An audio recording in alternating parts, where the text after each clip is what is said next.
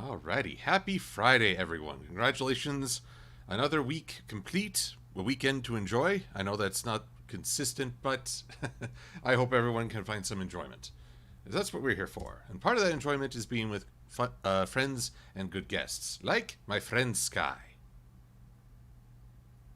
Oh, Yes, Sky, he's, you may know him from a lot of MLP conventions. He's been a regular and quite the aficionado. Just a little bit of a mentor for me in the vending hall.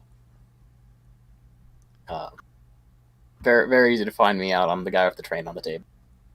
Yes, and I'm the guy who helps him set it up before before the night before.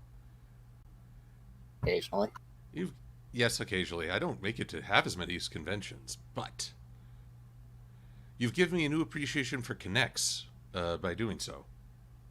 Oh, that's been years since I used Connects on the table. That's been a long time. Yeah, it was innovative. Um, yeah, it generally actually wasn't that bad weight wise or space wise to bring all those Connects to conventions and set it up. It's just it was a lot of time. It was, but hey, I'm again, pretty good at it. I thought you did great. Oh, and I see, Sky, you might appreciate this. Train Lover 123. Uh, Okay. Happy birthday to you. Oh, So okay. I was. you're in good company as Zane is a fan of Zane Wolfgang, Zaladin Wolfgang just followed. So my names are getting mixed up. Sky Oh, Zaladin's great people. is. So that's awesome. Thank you for the follow, Zaladin. And Sky is a train fan himself. And talking about trains, I actually gained an appreciation talking to you about it. Why trains have captured people and their imagination. I'm sorry. What was that? You're cutting out a lot. Uh-oh. Well, you're. I hope I'm coming through clearly for everyone else. Yeah, that's what I'm hoping too. If they're getting what I'm getting. I'm only getting about half what you said. Oh no, I'm. Well, I'm hearing you. Let me switch Discord servers. How am I sounding now? Say something. Something. Say something more substantial than that. I've gained a great appreciation of trains because you described how witnessing them on the frontier was coming of resources, people, growth. It embodied a lot of hope for communities. Okay, yeah, I heard that one. Okay, good. That's me trying to be my most eloquent. Oh, but I should clear up. It's not Sky's birthday, everyone. It's Train Lover 123, but they both share a common passion. Of course, it makes it hard to shop for presents because, I don't know model trains that well. Well, let's get the right size, and most of the time people will be happy with it. There you go. What? Well, then, if with no ulterior motive, I'll ask, what's the train size you most enjoy? You know dang well which is the size I most use. Oh, now you're cutting out on me. Dang it. Aha! It's like you literally cut out just as you were about to say. Ugh. Oh, I didn't say it, so it's okay. Well, double dang. Discord is failing me tonight. It is not connecting well. It is, but the stream looks like it's saying that they can hear us both fine, so it's literally on our...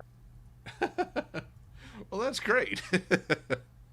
Yeah, we're just gonna have to guess what each other's saying. That's fine. Well, you all are in for an interesting discussion, as each of us will hear about half of it, but you get the whole picture. I'm gonna depend on the chat comments to really figure out what you're saying. It's all contextual. Well, we'll do the best we can. But I should describe the start of a new project. As I admit, I haven't gotten to do a lot since I finished that dang Ponyville landscape, because that took several weeks. I'm looking to do something a bit smaller scale, but with another purpose. One of my patrons requested an art piece that is a sequel to Aelicorn. The short where Twilight gets sick and her magic goes on the Kaflooey. Oh, right. That was a fun one, mostly just for general slapstick. But at the end, she drinks a potion from Sakura with a winking Sakura on the label, and she's cured, but she's turned into a foal. And in perhaps the ultimate dude, what? All Twilight's friends bail and leave Spike to take care of her. I think they're having Flurry Heart flashbacks. Yeah, Flurry Heart. Let's not talk about Flurry Heart. Well, I'll have to do that just a little tonight because she'll be a part of this. The request was that Cadence, Flurry, and Twilight Velvet come to see Twilight and react to this fillification, I think is the proper term. So, sure, why not? All I know is that Flurry is meant to play patty cake with infant Twilight. Cadence and Velvet's reactions are up in the air. No clear direction, so I'm just going to have fun with that idea. But in the meantime, I needed a background, so I perused Twilight's Castle and found that this room, which is, just sort of a generic gathering hall, but it's spacious, easily adaptable, and actually more festive and just a little brighter than the rest of the castle, which instantly makes me more happy about it. There's a very nice table in it. It does. I will actually be omitting the table just because I'm going to have kids playing on the floor. But I have two pretty good references. This one from Celestial Advice and A Flurry of Emotions. And while I'll be working on this, we'll just be shooting the breeze, saying hello to as many folks as possible, and answering as many questions as we can. Also, Sweetie Bloom instantly shipping me with my guest. The tradition continues. Thank you. Is that where we're going with this already? Really, it's 0 to shipping in 0.5 seconds. I mean, we both have Prance cards, so that's like already halfway there. It's how you and Lightning Bliss, I believe, did the Flash Sentry joke. It is, and that was fun for as long as it could go. Now I'm coming up with new ways to drive her bonkers. Of course. Was that actually the genesis of the Flash Sentry thing?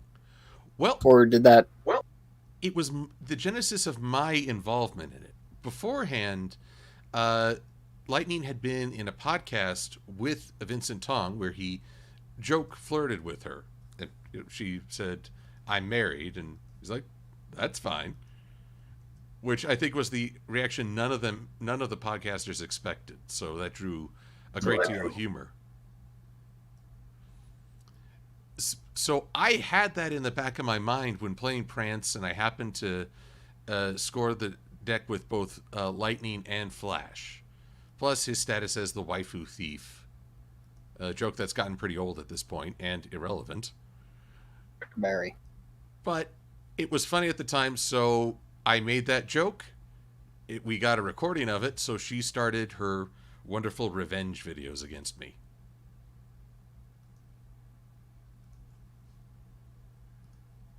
And all right, that's... Unfortunately, folks wanted to get in on the joke, but when you're trying to join in a joke where you may not share the same bond, it doesn't always have the same effect. So we eased off on that, and we'll find other ways to continue our joke feud. Oh, absolutely. And it's even if it was a more widespread thing that was accessible to everyone and had the same appeal, it would just generally get stale after a few weeks of it just because of that. It's true. Although, funny enough, the joy of going to conventions is that if I know a voice actor of a character she really likes, I tend to get their reaction in some regard. So I've had Pharynx call her cute. Let's see here. Honestly, one thing I never did was get Tara Strong to say hello to Lightning Bliss. I should do that if ever. I feel like that one's going to be like a little harder than someone like Pharynx. It's true. Hardly get to say hi, but you never know what opportunities arise. No, you never know. It's good to keep your ears open, I guess. Yeah. Although I guess I'll tell a story from 2 weeks ago because I think I took a shot and I don't think it succeeded. Uh, Okay. Next video I'm working on is Common Ground, and thinking about it, it's kind of weird because in that episode they start setting all this stuff up, but as soon as Quibble Pants, voiced by Patton Oswalt, comes in, it's his episode. And so I thought, Okay. yeah, you remember? Well, no, it's just I'm still only hearing like 50% of what you're saying, so I didn't know quite what episode you were talking about until you said Quibble Pants, and now I know exactly the episode. Continue, please. Okay, excellent. Well, I looked on Patton Oswalt's website, and I emailed his promotional department. He has agents who handle various things, and I requested the chance to do an interview about that episode. And I wasn't sure. I mean, I have no idea what that schedule must be like for him. But it's been about 2 weeks, and I thought, okay, I think I need to assume that they looked at it, gave it a pass. So, no, not a success, but nothing ventured, nothing ever gained.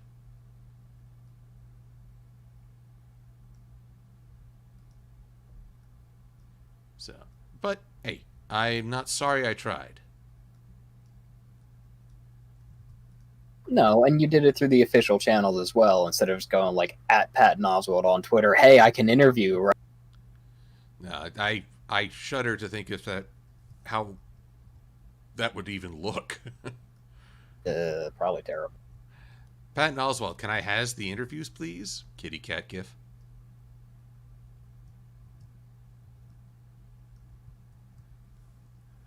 Okay, what would be hilarious is if you only heard me say kitty cat gif. I did only hear Kitty Cat Gif. Was there more? Oh, this is far and away the most bizarre conversation. I don't It's understand. all right. We're hitting the key notes here. I'm gonna actually drop out of the call and you recall me. Maybe it'll help. Turn it off. Turn it back on. Yes, thank you. Have you tried to turn it off and on again? I'm gonna also restart my Discord. All right. Right with you. All right, so thank you all for bearing with me as I struggle with technical difficulties. But we're going to give this another go and hope that Discord behaves itself. Although I realize, being an MLP fan, how silly that sounds. Discord behaving himself. Oh, the very thought of it. Sky, why can I not start voice call? Hello. Hello. You hearing me okay? So far, but let's give it like a minute. Yes. Just give it a minute. Alrighty. Okay. Just gotta respond. I want to say I'm not ignoring people, but I am trying to draw and have a conversation. I can't monitor the chat 24 throughout the entire stream. You choose. Alrighty. So anyway, like I was saying, I made an attempt, and yeah, official channels are always, even if it doesn't work, you at least acquit yourself well or present yourself well by sticking to them. Yeah, it's pretty fair. So.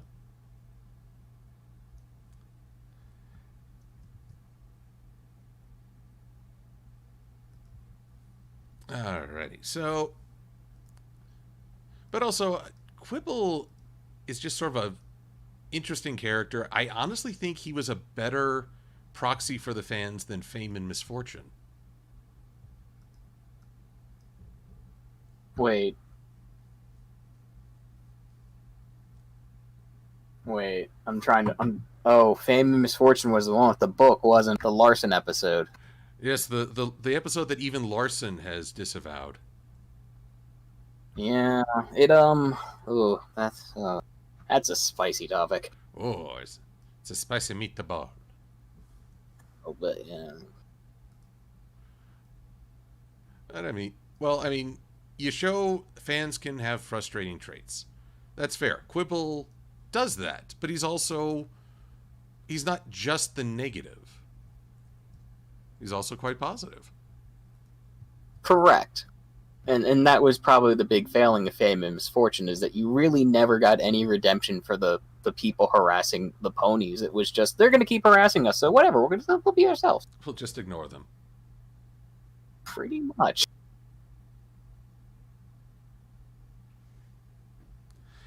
But, let's see here. So, but yeah, Quibble, he came in, he was friendly first. Maybe that's the big thing. He started off on a positive, then you encounter tension, and then you find a way to make peace. In a weird way, he was a reflection of the fandom journey. Like, you get involved, you're like, this is great. Then you find out not everyone's on the same wavelength. Oh, how dare they? And then you realize, oh yeah, human beings, free will. Ooh, wait, I get a question. See, look, somebody asked me a question. I want to know my favorite episode and least favorite episode of my little... Oh, I want to hear this. I gotta think about it. I mean, favorite episode is very easy. That's Akira and Tail. Absolutely.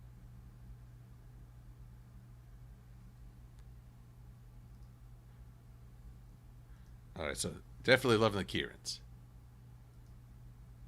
Did you say something there? I heard like a little beep. Ah, curses. It's just, well, I only heard a little bit as well. I heard you mention the Kirans as a favorite episode. Yes, Kira and Tail is absolutely my favorite episode. Excellent. Like, it was just the highlight of the after season 5, pretty much.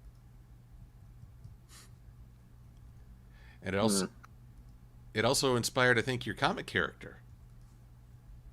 It did indeed inspire a comic character. We drew him the same day as watching that episode, and this was after a Salt Lake City comic. We were just hanging out in the hotel room. We'd watched that episode 3 times the same day, and then drew the Kirin during the second viewing, and by the end of the third viewing, he was an established character that we made a comic out of.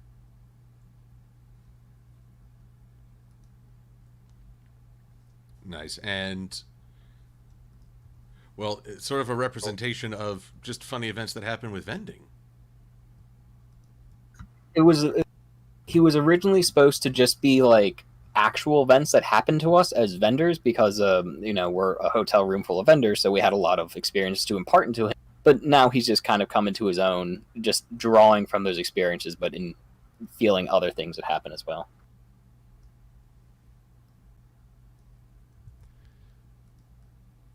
Actually, I think I failed to provide a link on where people can read that comic.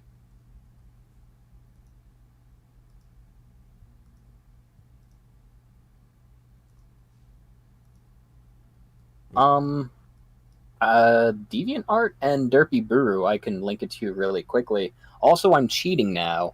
I've muted you on Discord and am listening to you on the stream. Oh, innovative. Slight delay, but that's all good. In the meantime, I've been requested to do a Darth Vader impersonation, which I find your That's apparently a terrible idea, because now I'm echoing through the speakers. Disturbing. Well, there you go. That's the wonders of technology and a delayed voice chat. Yes. So we're back to using Discord now. Ah, well. But that was a clever solution. There's a million different ways. Worst episode. There's a lot of there's a lot of episodes I didn't like, but that doesn't make them the worst. But something that just flies in the face of what makes this show enjoyable?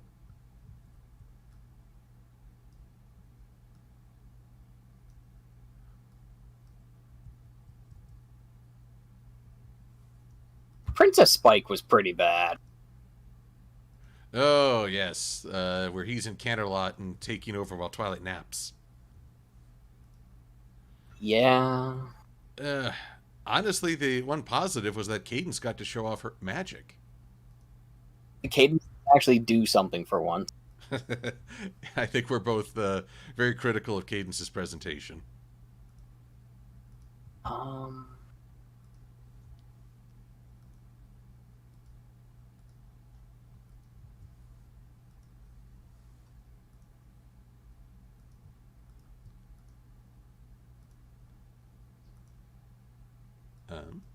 I fear I've lost you again. no, I'm still here. I'm just legitimately trying to remember the what episodes I didn't like. I don't remember them because I obviously scrubbed them from my mind. Oh, that makes you better than most. That sometimes people fixate on what they didn't enjoy. Like I'm looking up lists now just to see what other people think are terrible episodes and see like, oh yeah, that makes sense. And there's some on here that don't make any sense. Like what is it? Super Speedy Cider Squeezy 6000's on this person's list, and it's like, what? That was a great episode. Yeah, that was hilarious. It was probably the strongest of the early season. Plus, one of the stronger Applejack episodes. Well, I mean, she didn't learn anything in it, and truthfully, if you want to get into like the whole economy thing and how apples, this only because you had friends who helped you through it, you did get beaten by. If they had two machines, you'd have lost. Ignoring all that kind of stuff, but it was a fine episode. I can't argue against the economic. I will argue against people who say that Flim and Flam, they should have gone with the deal. It's like, you could tell that there was an ulterior motive. Yeah. But if they were just after money, they could have just done like 40-60 split and it'd been fine. They could have haggled. We could have had. Oh, come on, let's haggle.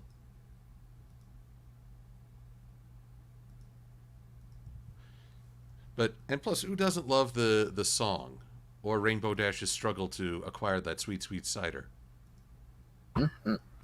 Or the very short-lived, for only 2-year convention Super Speedy Cider Squeezy. I missed out on that. It only happened for 2 years, and it was in Knoxville, Tennessee.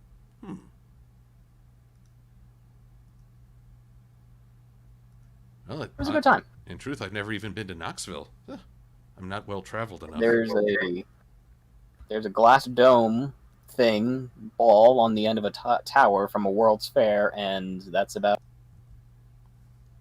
That sounds like something. Yeah, I mean, you gotta have something. Oh, and welcome to Raven Haywire 1. Thank you for following. Oh, hey, Raven, how are you?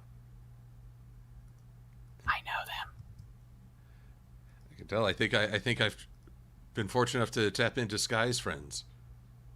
Oh boy, all 3 of them. Oh, come on. Want to get Igor in here? Because there we have 2 out of. Honestly, I'd love to catch up with Igor as well. Unfortunately, we haven't gotten to see each other in person since HarmonyCon. Were you at Harmony? I was. I was right next to you. I watched. It's been a while. I watched you play the most intensive Prance games I'd seen in a while. You kept slapping my hand. Well, I wasn't a part of it. I was just a spectator, but there's this young lady there. And she had such energy. And she was genuinely mad. Mad? Oh, absolutely, because I kept beating her. Yes. She was very good. Like, that was an actual match of Prance you were watching. It's one of the things when you play against the game creator, that's probably the most dangerous opponent. Because he knows. If you see me take off the hat and the jacket and like actually stop selling things to play the game, it's a serious game of Prance. Uh-oh. I think at that point I'd just run. I know my knuckles wouldn't be able to endure. Nah. Oh, thank you. Somebody liked my OC. That was very kind of you. Gumball asking who's going to be on the next Fulfillment Friday. Truth be told, guys, I wing it sometimes. I should have a deeper plan and like a contact list. But it's sometimes spontaneity. So I'm open to ideas. If there's someone you'd like to have on, and chat with. I'll see what I can do.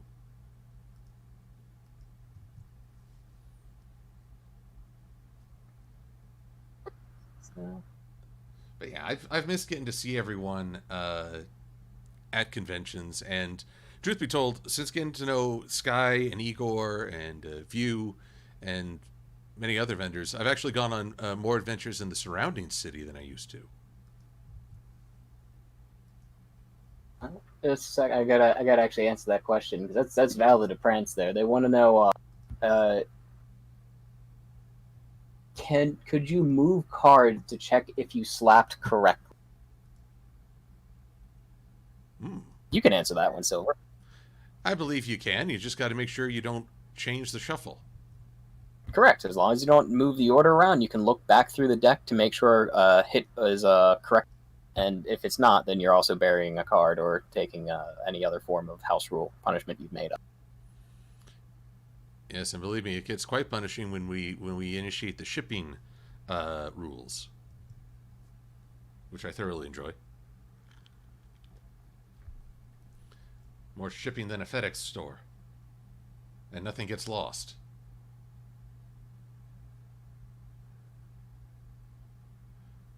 But I distracted us from the question of least favorite episode. You keep distracting from because I still haven't decided what the worst episode was. Well, okay. I mean, I can certainly share my least favorite episodes. Please do. Because often it is feeling like it's going against what I like about the show.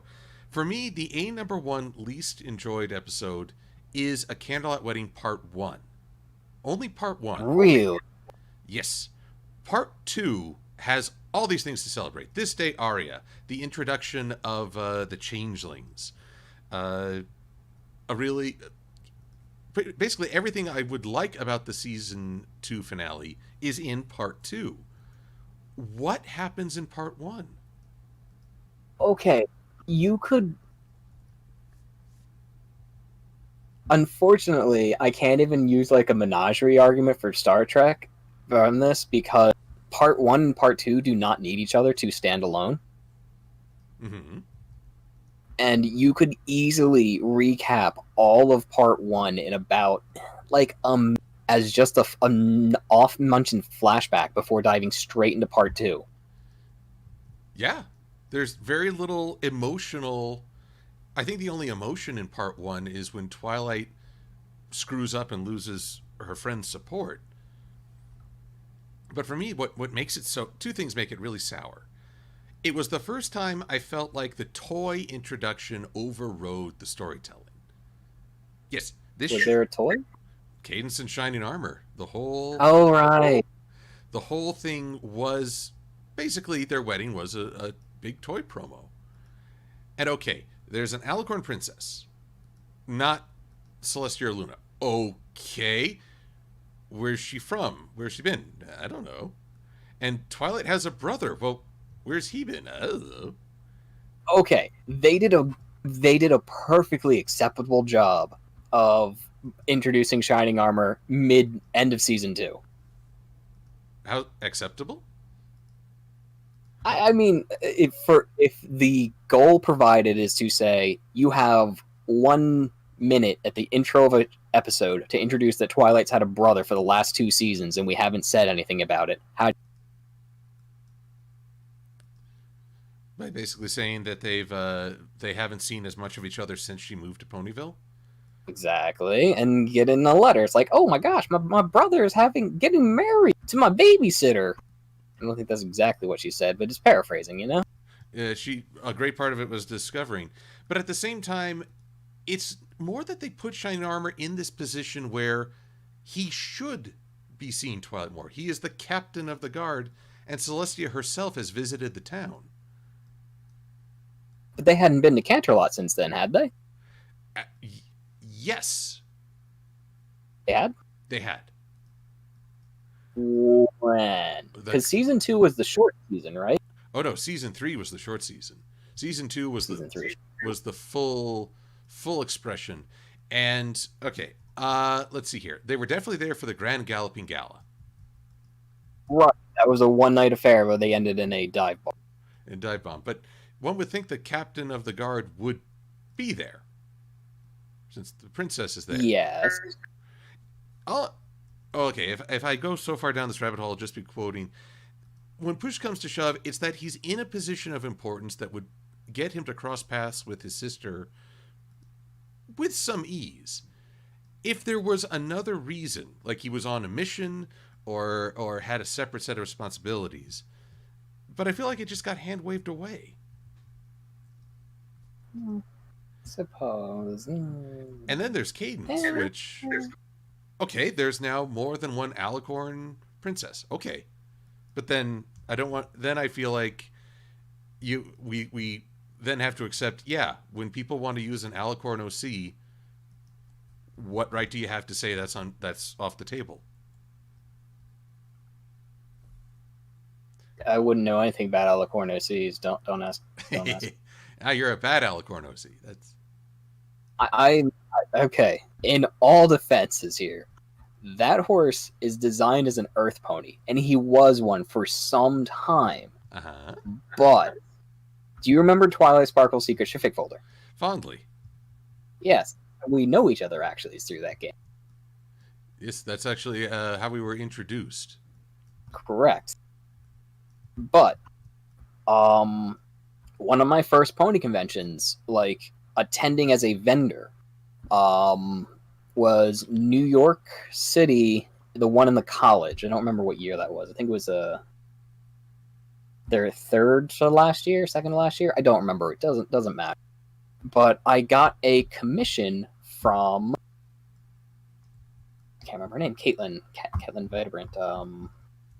Gosh, I can't remember her fandom name at all. But the person who did all the artwork for Tisif, because it was my first con ever, like vending. I was doing very badly because of course I was, and I had like this massive headache. So I got both a commission from her and some Motrin. It was nice. And when she asked how I want him drawn, she drew. I basically said, however, I don't care. You're the artist. You do you, which you should never do, by the way. You should never just be like, whatever. Give guidelines, please. And her end result was to draw him as an Alicorn in a very almost like parody way. I still have the sketch somewhere. I'll find it later. And then from all iterations then forth, whenever somebody asked for a reference, since it was the best drawing of him, it's the one that I would hand to them, and they would always draw him as an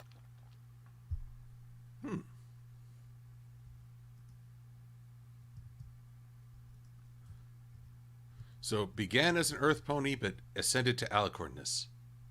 Correct. There you go. Applejack be off on the side like, oh, come on! Y'all? But, okay, given, we got a question for you. Are you afraid of Queen Chrysalis? No, not at all. Why would I? Well, I will say one of the things I love about Candlelight Wedding Part 2 is Chrysalis' introduction. Absolutely. She was by far been one of the best reoccurring villains in the show, if not the best villain. She's always had a dominating presence on the screen. People have been generally happy to see her. And her plot isn't resolved by, I'll get you next time sort of thing. She gets blasted off again, of course, but that's okay. She has had to escape a lot. Mm-hmm. Well, that's okay. You can't reform everyone. No, in fact, although it's kind of funny. Before the ending of the end, the final two-parter, everyone's like, "Oh, why do they keep reforming the villains?" Then they punish the triad. No, you can't turn them to stone. It's like, Well, they did reform them. They did reform them into a different material. Yes, they reformed them into a lawn ornament. Yeah, that's fine. Oh, let's get twisted. Where would you display said lawn ornament? I mean, after breaking up Cozy Glow, I would probably put it in Town Square. Where's Cozy Glow? Oh, you know this path? Right there. You know what? I'd also knock over T-Rex, too. T-Rex was just... Zero was never a good villain. They were never an interesting character apart from the very beginning. Like you'd said the other time we talked of him. Oh yes, and I enjoyed his silver tongue. When he was actually trying, wasn't like super flex OP man centaur. Yes, Centaur Beefcake. Eh, Beefcake well, Tar. when he actually had to try, it was interesting. But ever since he super pony fight with Twilight and then recurred through, he was never an interesting character again. So we don't need him. Uh-oh. Not as bad as the Storm King though. Oh dear, it looks like the stream went down. Man. Did it? Yeah, it looks like it did. Well, it's down on it's down on YouTube. What's happening on Twitch? It looks like it's frozen on Twitch unless the chat stopped, which is possible.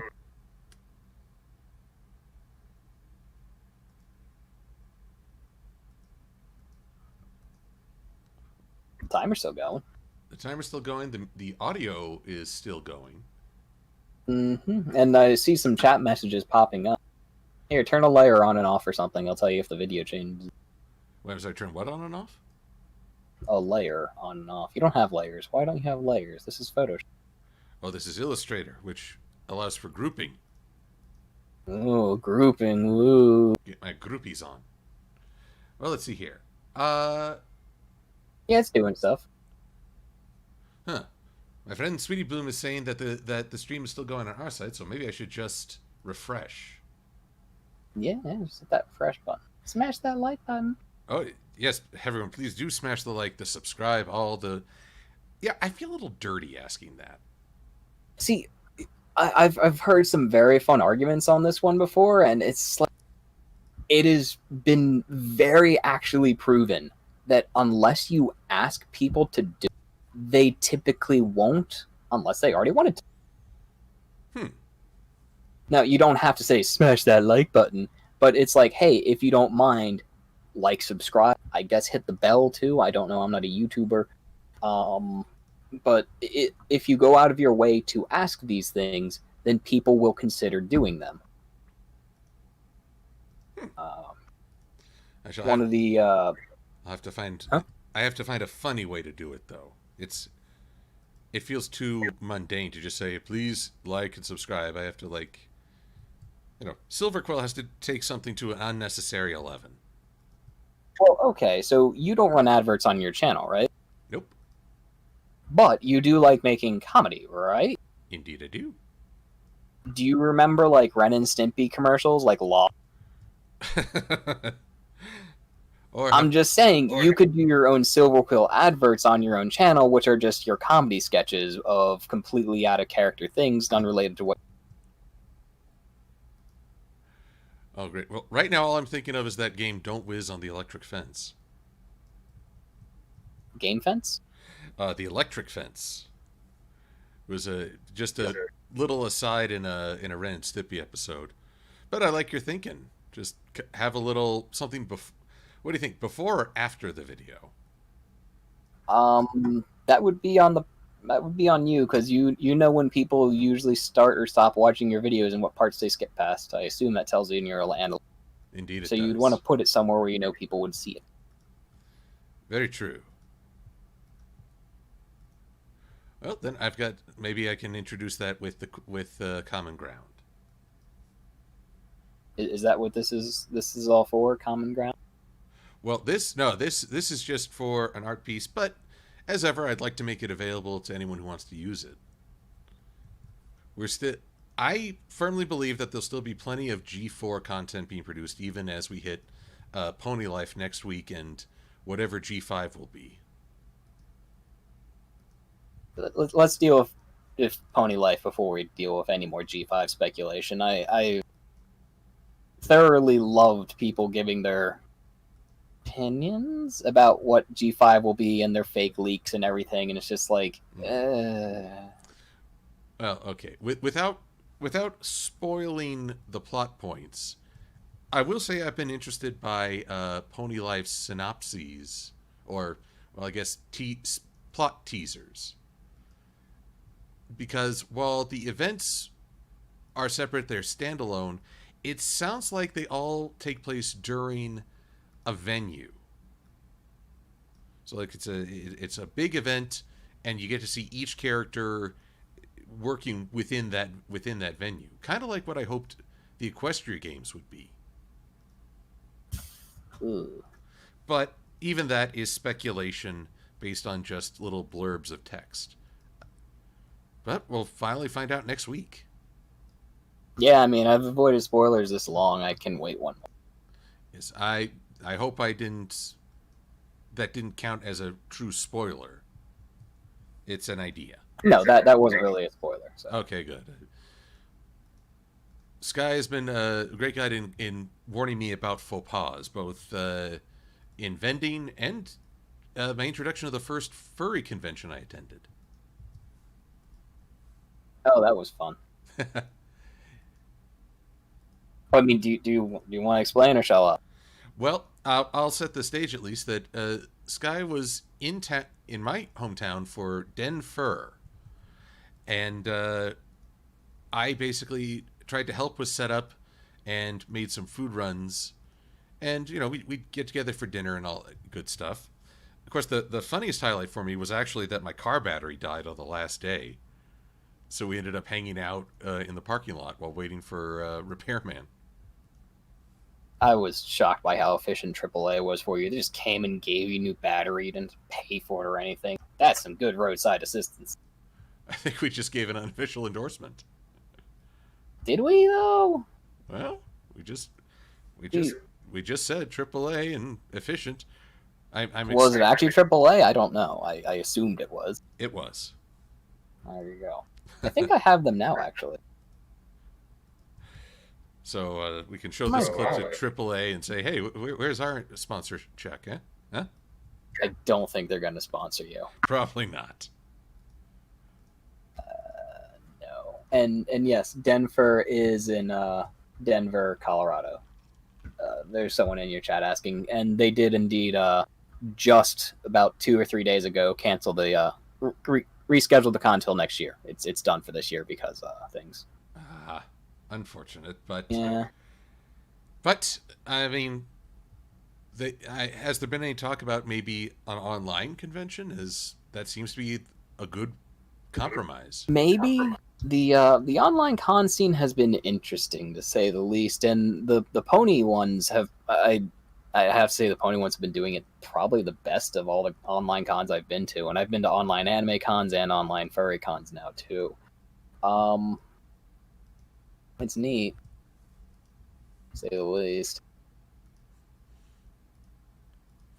But I'm distracting because never been to a furry convention before Denver, and I got to see all these different styles. And Sky coached me on things like don't ask people what species they're dressed as.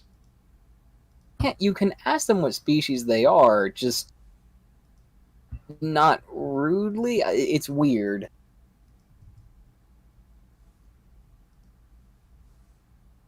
Let's see. Well, there's context. There's context to everything, right? Mm-hmm. And if somebody has a badge on and everything like that, and it's quite clear that like they're supposed to be a fox because their markings are fox and their badge looks like a fox and everything, and you go like, "You a dog?" That's considered rude. That's don't do that. It's all contextual.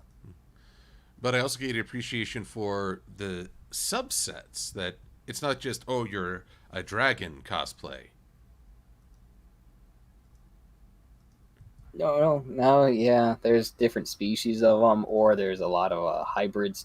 You're a hybrid, technically. Indeed. I was Hippogriffin before it was cool. I was more amazed there were people there who recognized you.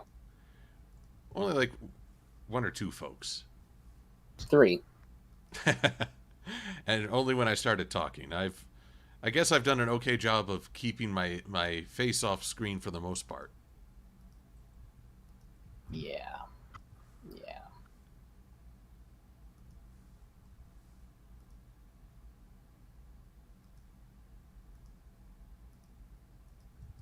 But let's see. But Denver was just fascinating to see, and I especially appreciate on the last day as the con was winding down, they had a parade through. Yeah, that's the fursuit parade. Now, most furry cons do a fursuit parade. Well, it's a good tradition. Hey, is that actually Dusty Cat in the chat there? Oh, Dusty's here again. Sorry, I everyone. think it might be. I am splitting attention, so I'm not always great at this, but it'd be great to see Dusty here. There's people shouting Dusty, and there's somebody, at least it looks like the name Dusty Cat Rhodes. That might be his YouTube name. That is indeed. So, Dusty, good to see you in the chat. Thanks for joining us. Hey, Dusty. So, yes, Dusty is also a fun cornerstone, getting to see him at conventions. I'm lucky. I've gotten to meet awesome people who've clued me in on, well, how to be better at conventions. Because folks like Igor and Sky and others made me a better vendor. Dusty showed me the ropes of doing interviews, which have led to some pretty awesome moments, getting to know the show staff a little bit better. And that's what I like most about this fandom. I've never been this involved with other fandoms, and I've grown a lot learning from it.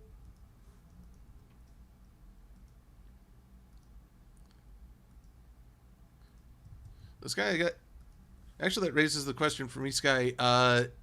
You get to interact with so many different fandoms as you vend. What are some universal traits and what are some unique ones? Everyone's a nerd. As it should be. Truthfully, in every con I've been to, yeah, I'm afraid I gotta run it through my head to make sure before I make a statement about such a yeah, in every con I've been, most people are generally just there to usually to just have fun. That's it. Which makes sense because it's a convention, but at the same time, like there's so much overlap in the sense that as long as you are providing an engaging experience for people, regardless of the context, they'll be happy.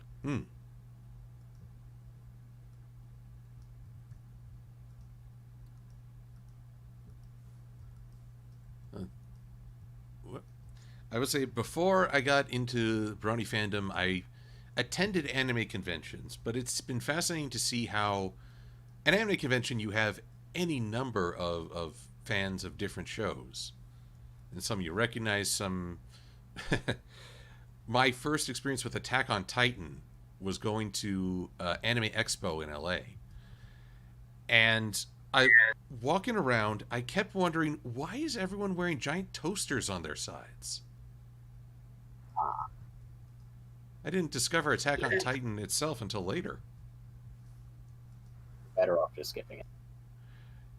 You know, it was a thing for a good while, but it's gone quiet. At least, okay, but as someone who's only on the fringes of the anime community at this point. No, Attack on Titan's pretty much over. It had a terrible second season. You can argue the first season didn't do all that good either, but that's anime nitpickiness and. But then you go to a My Little Pony convention and, well, everyone's on common ground. I'll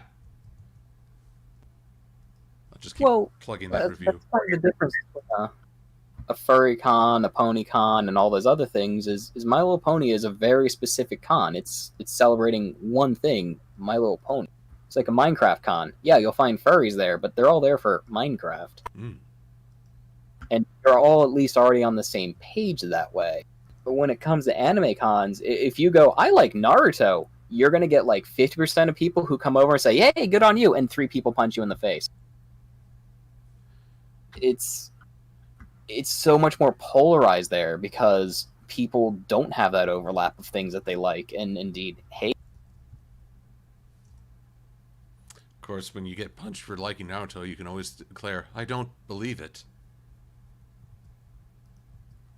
That's going to be your first pun. That is going to be your first pun. Well, I like to think the common ground was an early pun, but yes, why not? I might not have heard it because it was cutting out. Yes, you've been spared. Uh, yeah. As Okay. Sure. as I pontificate. No, I got it. I see what you did there. Yes, Ugh. I know I've made a good pun when Sky says I hate you.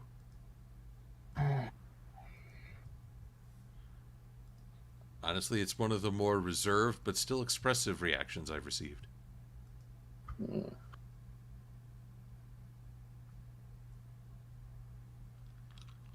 No. Now, I will say furry was interesting because when we talk about like anime, okay, you have specific shows that you like as a set. My Little Pony, you like you like the show. But at a furry convention, it's a wide range. There's no like central source. It's just been Nope. a presence in our culture. It goes back a ways, furry does, and I don't know enough of it to really get into the history of it, if any sort of like 100% accuracy kind of thing right now. Eh, it's okay. There won't be a test on it later. You say that now, but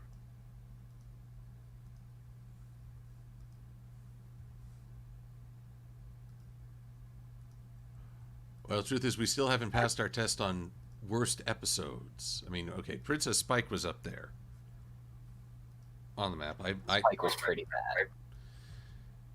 Hmm. Any of the dragon centric episodes are all pretty bad too. Well, even Like it's kind of sad because, huh? even the one that introduced Gauntlet of Fire in Princess Ember. I mean, it introduces a very good character and establishes a lot of things, but it's not necessarily a great episode.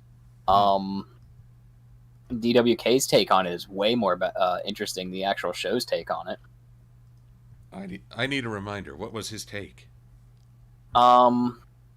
It ended with basically Spike, obviously giving up the Gauntlet of Fire rod thingy to Ember because he realizes he doesn't want that kind of stuff. He just wants to hang out with his friend and eat pancakes, kind of thing.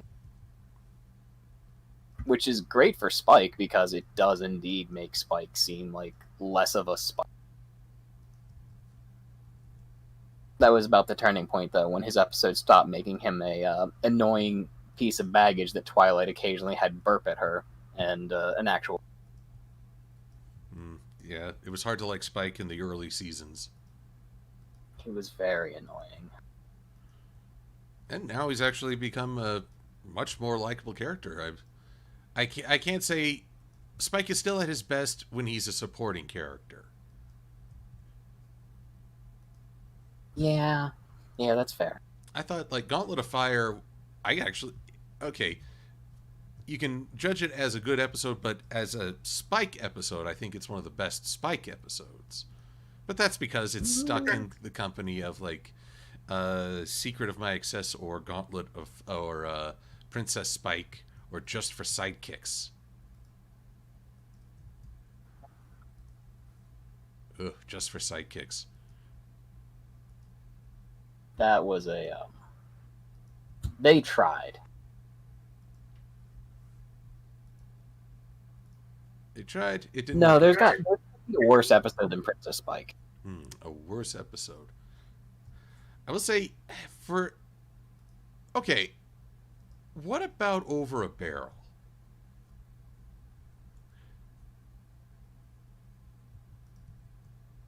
I remember the name. Is that the one of Appaloosa and Brayburn? Exactly right. It was okay. It's certainly not a bad episode. It's just not a very memorable episode, And it's a shame because they made a whole bunch of new assets for that, and all these new characters and this lore and everything. And the end result is just kind of it's middle of the road, which is the worst thing you could possibly be. But Middle of the road, you have nothing fun to say about it, but you also have nothing really negative to say about it either. It's just there it is. Here's your slop. There is one thing though. it's an episode where if the main cast hadn't gotten involved, nothing would have changed. In fact, one could argue things would have gone better. Things indeed probably would have gone better had the main cast not been there. And I guess that's, for me, that's a marker of, wow. I mean, when you're basically saying your characters only make it worse, and not even in a fun way, it's like, is that really entertaining? Although, I guess I should qualify that sometimes there are stories that play on that it's actually part of the story's humor. But My Little Pony, I don't think, is one of those.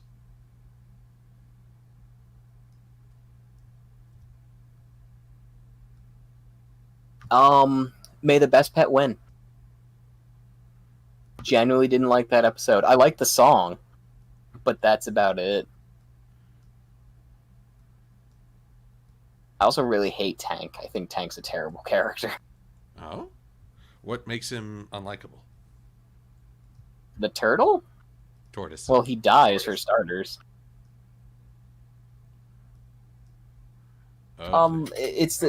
He's like the complete opposite of Rainbow Dash, I guess you get, and that's supposed to be the juxtaposition of why, he must be the one that gets chosen in the end, but it feels like almost a betrayal of her character that she chooses Tank.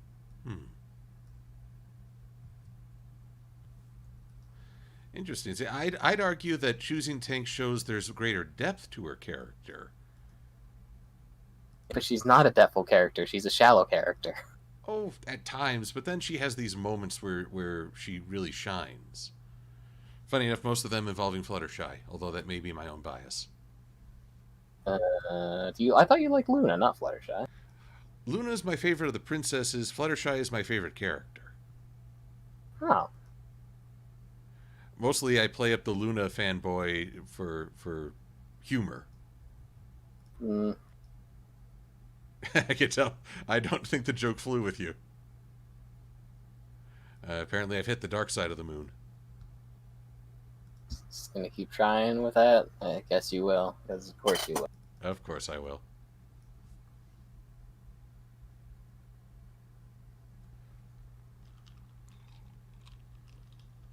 I don't know. The thing I can say about MLP, even when the episodes aren't great, I still think they're fun.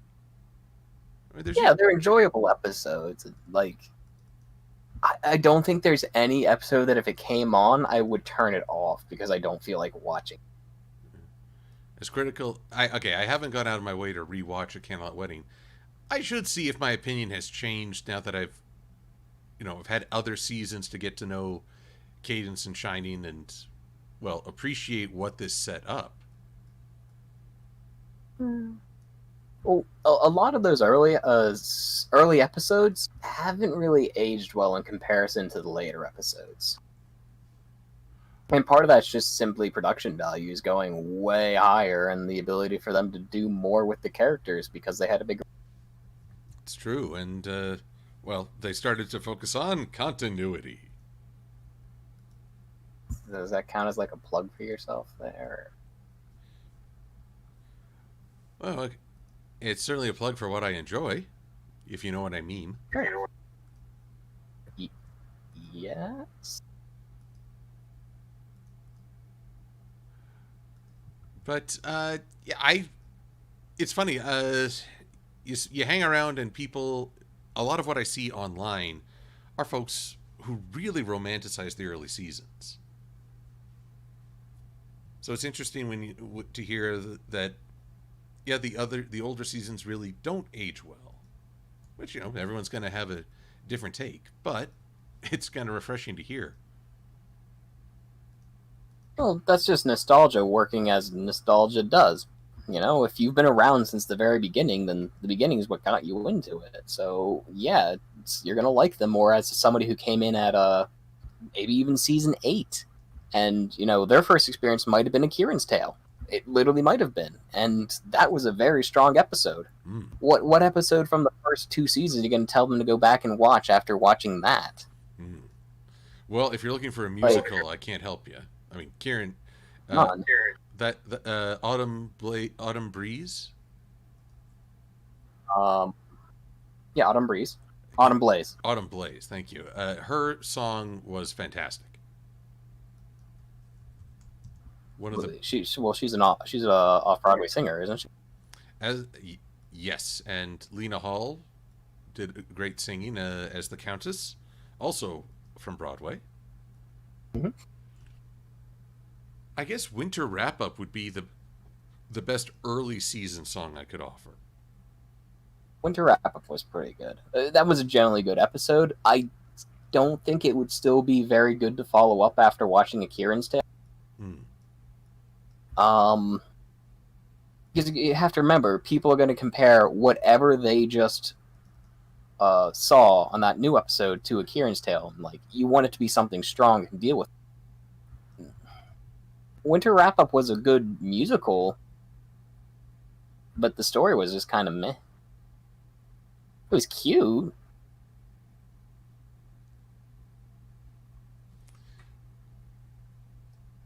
Let's see. Oh, I see some questions in the chat, which I Go apologize for to it. everyone if I've been neglecting. Why Trinary is asking me, why do you plug continuity so much when there was a fair bit of it in season one? There was, well, one, I haven't done a lot of season one reviews. I'll still do the continuity celebration in things like what was it called? Dragon Shy? Dragon Shy is the one where she yells at the dragon. Yes, and they intentionally bring up, we've seen you walk up to a manticore. See, that's in some shows they wouldn't even address that, and you'd be left with that dangling question. So this is why I celebrate continuity. It's not your character is blocked, but hey, you learn a little bit more about how they perceive the world. But season one, partly because it was just the starting point of a lot of things, it didn't have a whole lot of continuity. It was mostly standalone stuff, with maybe the most unifying theme being the Grand Galloping Gala and its approach.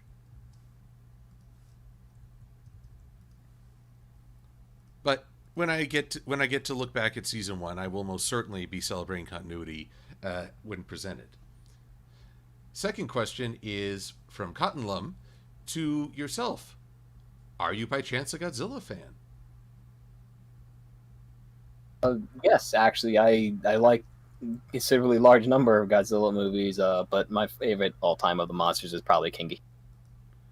Oh, the Golden Dragon. It's more of a Hydra. A little of both.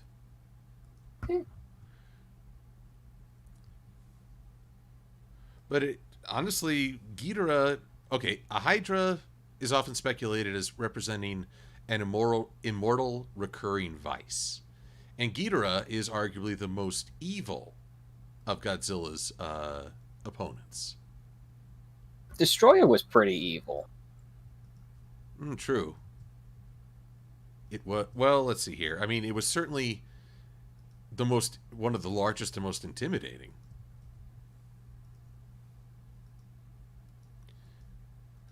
How do I describe this?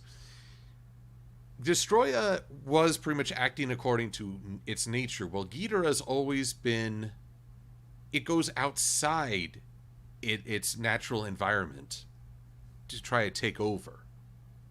It's an invader. Similar idea to Gigan, something from outside the natural world, which is very much the truest definition of a monster.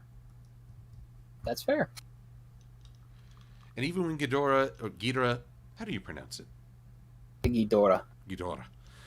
Well, even when mind controlled, it's never sympathetic. The only time I've ever known Ghidorah to be heroic was when it became a Mecha Ghidorah. Yeah. And I'll be honest, I didn't like that movie. You didn't? Oh my gosh. It was so bad. I loved it. Maybe, well, part of it was I was younger. Maybe I don't appreciate the humor as I could now. Right. I know you like watching bad movies, correct? Is that a fair assessment to make? A very fair assessment. Right. There's plenty of terrible Godzilla movies to watch that you can just... you just see them get the formula wrong, and you can enjoy seeing it all just not work. It's like horror movies, you know? You're watching for the structure and how they do or don't, not for actually watching getting scared or something.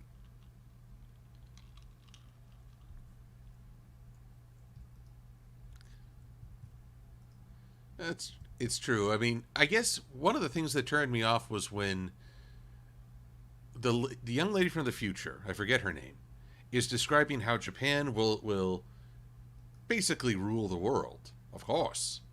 Speaking of bad movies, the actress had this look in her eyes like, wow, she's really getting into this. Like, maybe a little too much. Are you method acting, young lady? So I don't know. I need to give it a rewatch and see if maybe I can just go with the flow. I might have been going through a serious phase. It was a dark time. Me being super serial.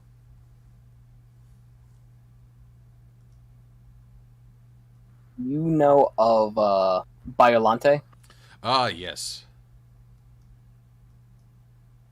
I was so thrilled when I actually found that at a store. Really? Well, for a long time, I thought Godzilla ended with what we call 1985. Possibly. I don't know which one that is off the top of my head. What was it called? Godzilla's Revenge. It was okay. You had Godzilla 1985, where he returns to his roots of destroying cities. For a time, he'd become too much of a superhero. And then he's disposed of at the end of that movie, and you're like, well, that could be the end. You really could have stopped Godzilla production from then on. And then they brought in Biolante and started a whole new phase, and I was just thrilled to see it.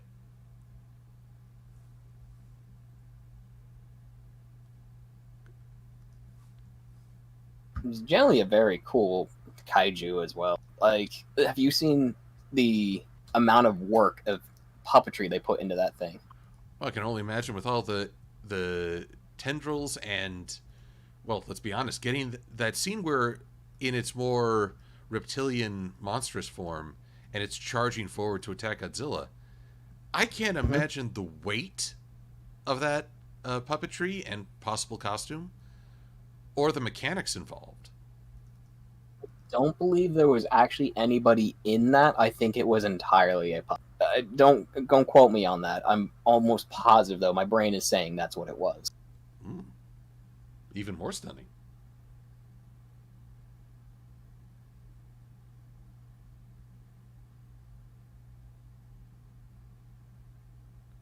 Now I gotta look this up. While you're looking that up, I'll answer. The Phantom Master, who is your fave shipping joke?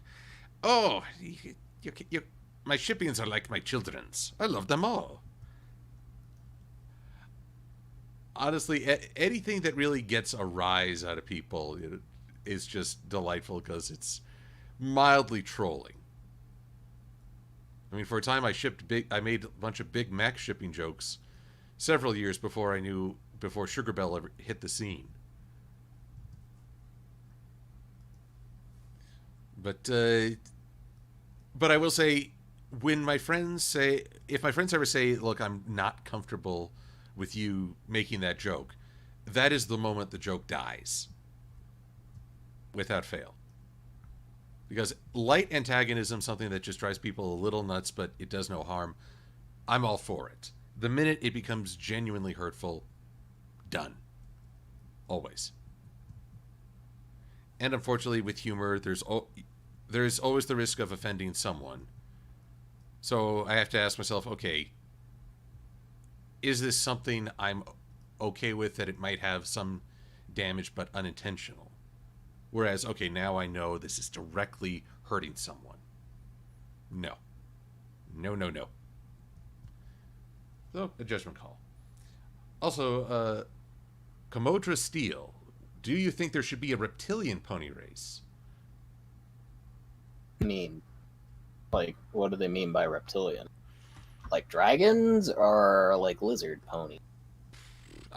Offhand, I feel like a dragon pony hybrid is the most reasonable expectation. I have nothing against, although, well, technically, a Kirin is in terms of mythology, part dragon. Yeah, that would be correct. So, in a sense, we've already seen something of that hybrid, which I think I just made a pitch to make Kirin's even more awesome. Karens are pretty awesome. Yes.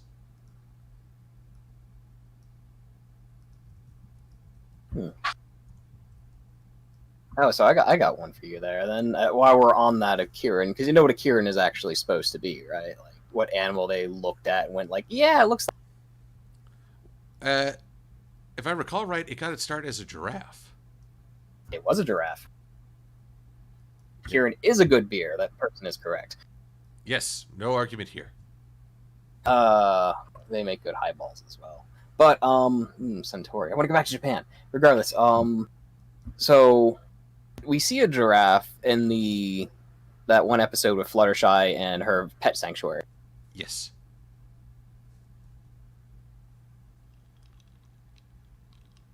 Isn't the giraffe sentient? It was certainly aware. I actually someone wanted me to clarify on this. There's a difference between sentient and sapient, Correct. but I have failed to look up the proper definition of each. Let's go to Google Yes, but going to to get the dictionary here. already. Sentient just means able to perceive or feel things.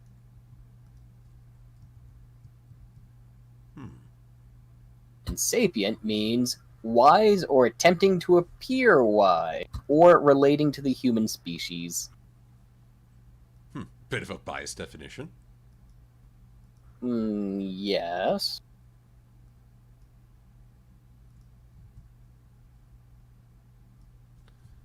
So, well, okay, the giraffe was definitely sapient then. Well, if you replace human with the term pony, yeah. But I mean, it was more than just aware. It was genuinely reacting with what I would perceive as intelligence to events. Correct. So why was it there? A fair question. I mean, it's one of the weird things. Fluttershy's animal care rightly comes under fire as it's not correct by veterinary and zoology standards. At the same time, it is.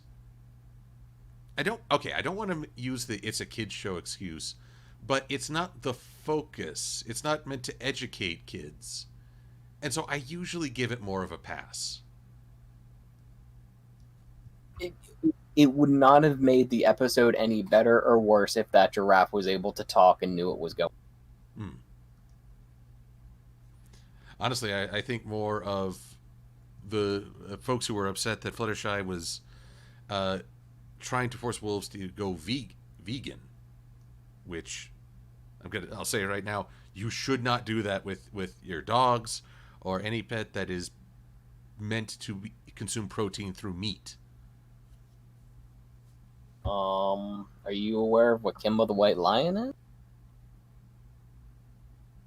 That's an anime that I have only heard of. I haven't seen yet. Oh, not many people have seen it, but they certainly know of it. That's a different story. But one of the primary things of Kimba in all the iterations of Kimba is Kimba wants to make all the lions vegetarian. Wow.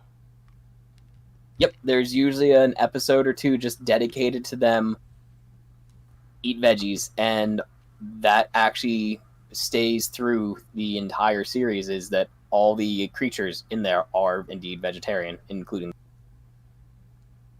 Huh. I'm strangely intrigued, but okay, again, that's more, well, the fiction trying to convey an idea. Do they ever go into why Kimba has this goal? So the humans don't get so pissy at them is one of the reasons. Just because it's better for all the animals so they can live in harmony and peace is another. Ah. You're not eating them. Because most animals don't like that, Well, I'll say I'm not a big fan of being devoured for my protein. No, no. I like my proteins being where they are. I like my proteins on the insides. It would be on the inside. It would be on the inside of a lion. That's true, but it's my insides. Yeah, he's protein stealing. Stop thief.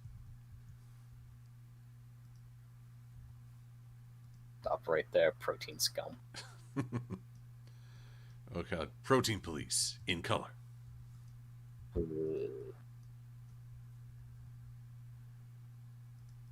Yeah, I'll take failed cop shows for 100.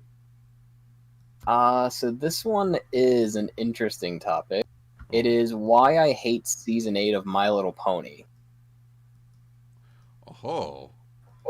I feel like this is loaded. Like, this person posted this purely for the rage against it, because there's no way that you could hate season 8. It was one of the best ones. I'd like to watch more seasons, but I just ate. You cut out. Did you make a pun? I feel like you made a pun. I made a pun. I said I just ate. Don't. Please repeat it. Please don't. Please don't. I will. I don't want a single pun to miss your awareness. I'm sure it was something off the term ate and hate. Is that about correct? You guessed it, although no need to be eaten. Who's leave? It's that quiet indignity that sells it.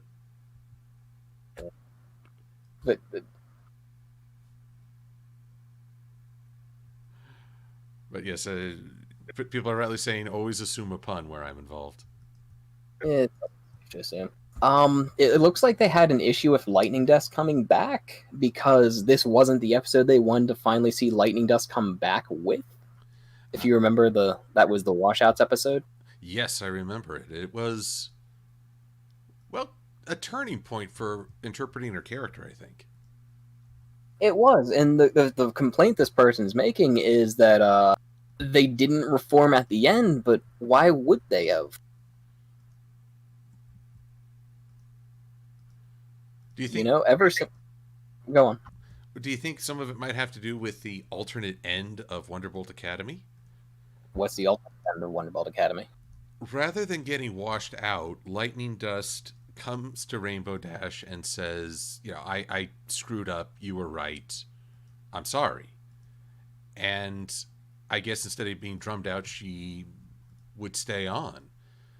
It was on, but it's a cutting room floor sort of thing. And I don't know, there is something to be said that, okay, Lightning I don't consider to be evil. She's not nearly as antagonistic as Flim and Flam. But okay, there's a difference between being a bad guy and being an antagonist. And intentionally antagonistic might be the best way. She's pursuing her own goal, and it happens to conflict with Rainbow. Flim and Flam intentionally target others. But there's a big difference between being so fixated on competition that you put others at risk and then strapping a foal to a rocket and throwing them down a ramp. On wheels. On wheels. Got to practice some safety, I guess. Yeah, I think there was a helmet. Wasn't there? Yes, to hide the fear in Scootaloo's eyes. Oh, it's Scootaloo, who cares? Oh, you offend. Remember, she's my favorite Crusader, mostly because of that. Is she? Because of that intense and porpoises joke, yes. Oh gosh. I was on the fence, but then she made a pun. It's like, oh, sold. There we go. I will once again happily point out that my TISF card for Scootaloo's parents was accurate even after that. Oh, that's one of the best. I still have that. I still have there's a whole stack sitting right next to me. They're in a little drawer here where I keep all my cards that I sell.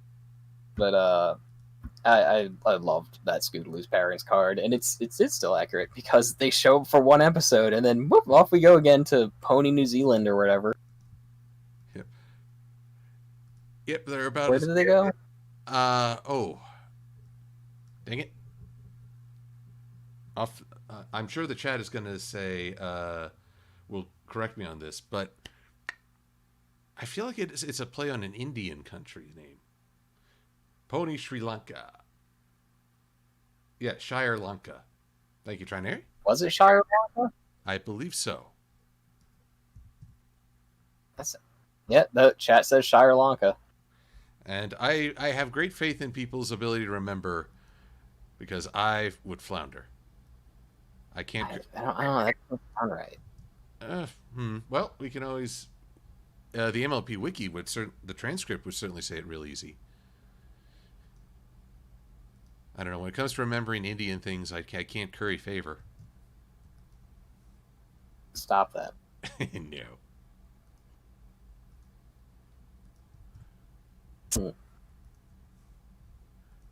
Actually, It's a shame too, because they were very interesting horses. So it just reminded me of all the one other thing about getting to hang out with some of the vendors. They're far more adventurous culinary experiences than I have. I don't think we've ever gone for curry. Usually because there's no good curry place to go to. There is that. Yeah, we would do it, but there's just never any that have a high enough review for us to want to go to it over any of the other places we're willing to go.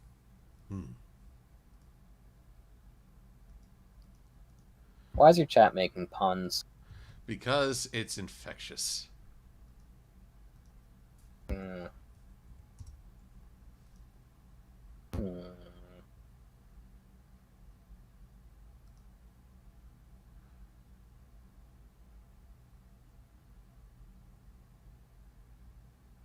I've never Sweetie Blue mentioning hurry curry. Honestly, that sounds more like an honorable ritual, but you know. No. I can't say I know what hurry curry is supposed to be. I know what curry is because I like curry and vindaloos and papadums. Okay, now I have not had. You've not had some curry right now. Yeah, I'm actually getting kind of hungry for it myself, and to watch an episode of Red Dwarf. Absolutely, Well, you know they. Did you see the final episode of Red Dwarf? Or final season? Of the more recent set, yeah. I think. Yes, the one maybe. I won't spoil it in case you haven't seen it, but just check. They did release a one last. Well, now I gotta check. You gotta check because. Sorry, everyone. Stream's over. Gotta talk Red Dwarf. Oh. Red Dwarf is important. British comedy is like the staple of where I learned my humor, and I'm pretty sure where you learned yours as well. It's true. I learned a lot from them. Would Red Dwarf fall under the alternate comedy banner as the Young Ones does? I don't know. I don't think so. It's still very much its own. It feels like a BBC production because it is. And it has that sharp writing that you come to expect from such shows, like so. By the way, I popped over to the MLP wiki and can confirm the chat is correct. It is Shire Lanka.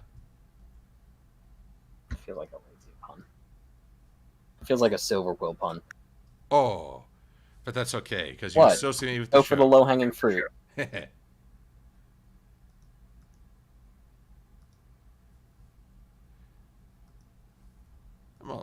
I'm okay with reaching for the low-hanging fruit every now and again and again. Drives everyone cocoa nuts. Coconuts are not low-hanging, though.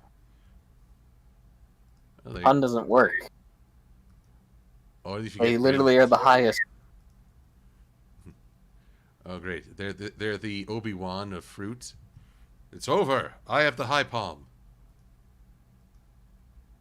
Like you don't even try sometimes. Sometimes you just want to get the reaction. It's okay. Why do you making me sad? Favorite pun used in My Little Pony? That's a question for you. What is your favorite pun used in My Little Pony? Oh, wow. My favorite horse pun.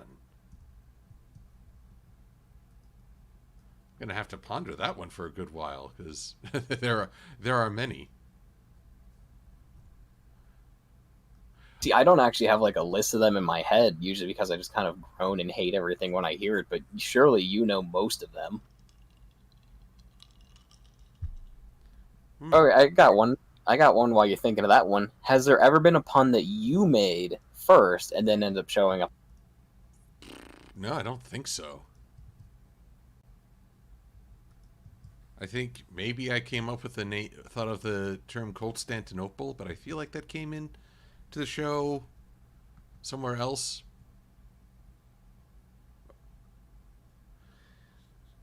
Uh, what's a but honestly, I was just gonna sound weird, but Yak Yakistan was a surprising pun because I was like, oh, they actually did that.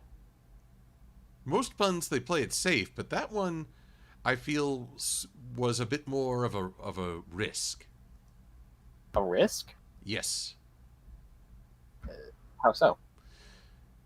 Well, maybe I'm getting my geography mixed, but I saw it as a play on Afghanistan, Oh, even though it's no, I don't. not the So same Stan culture. is just a suffix, which means country.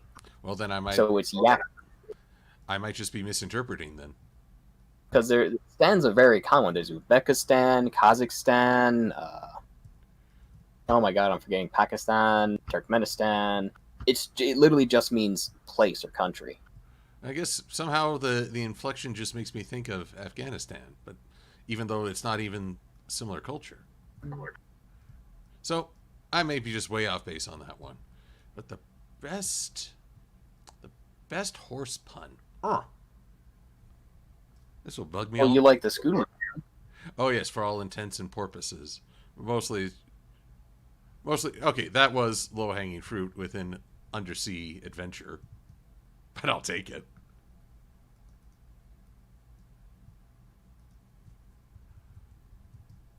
Oh, actually, you know what? The buzzards that actually buzz are the funniest puns in the whole show. Which one you actually cut out as you were saying that for me? I'm sorry. I don't know, whereas although it's kind of funny, it's like a murder mystery. The money's in the. Bleh.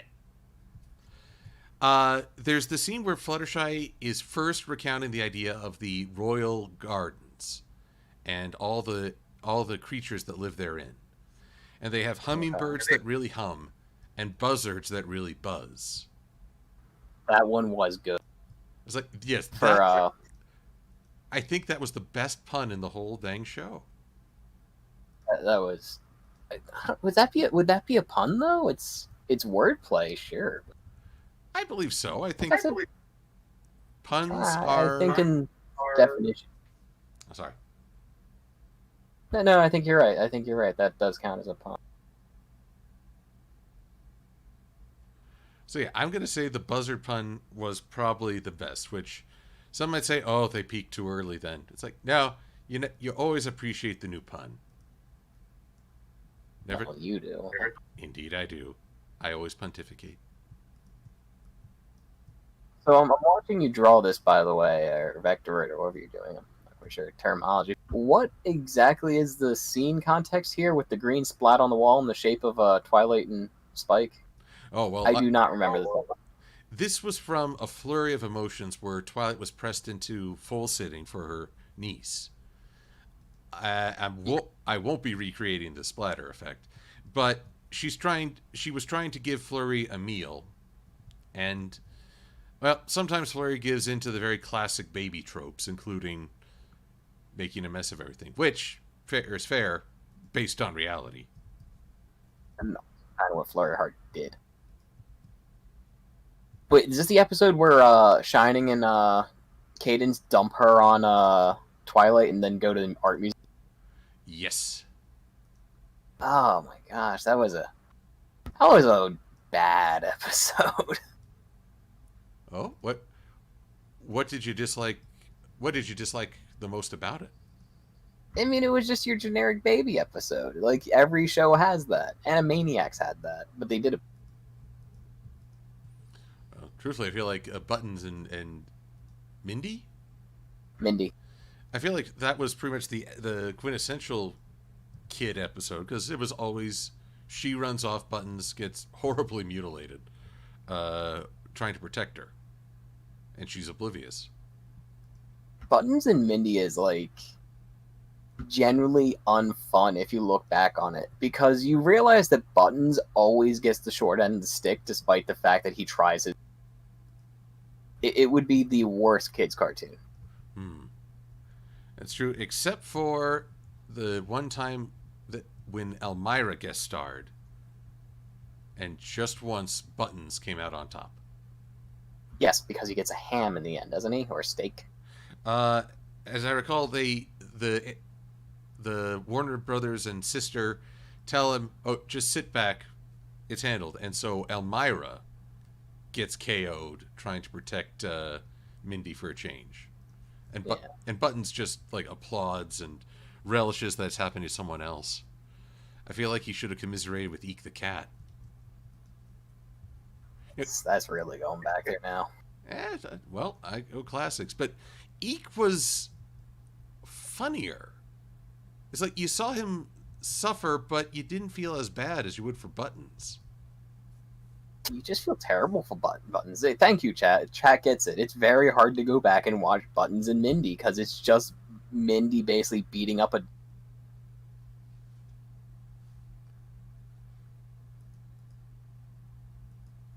Although, funny enough, I read in a book why people often feel worse for dogs than they might feel for other people.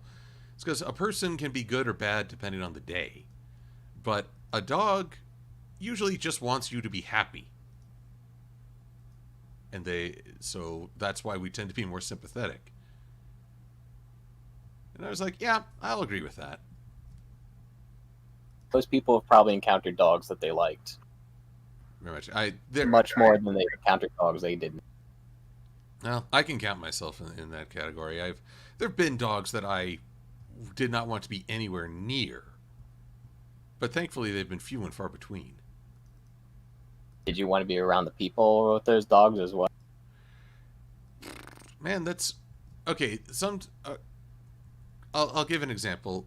One set of neighbors had a German Shepherd, and no hyperbole, it was their guard dog. They had trained it to be an aggressive guard. And they even said, yeah, this dog will bite you. And I didn't think too highly of the people living there after they said that. Yeah. Mostly because they were very lax with the security of their home, including keeping the dog in the yard.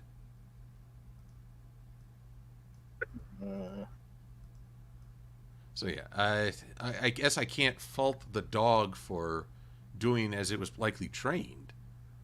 But yeah, that's just the dog being a dog. But yeah, but I will highly fault the owners for training this dog to be so aggressive, and then not taking full measures to protect their neighbors from that aggression.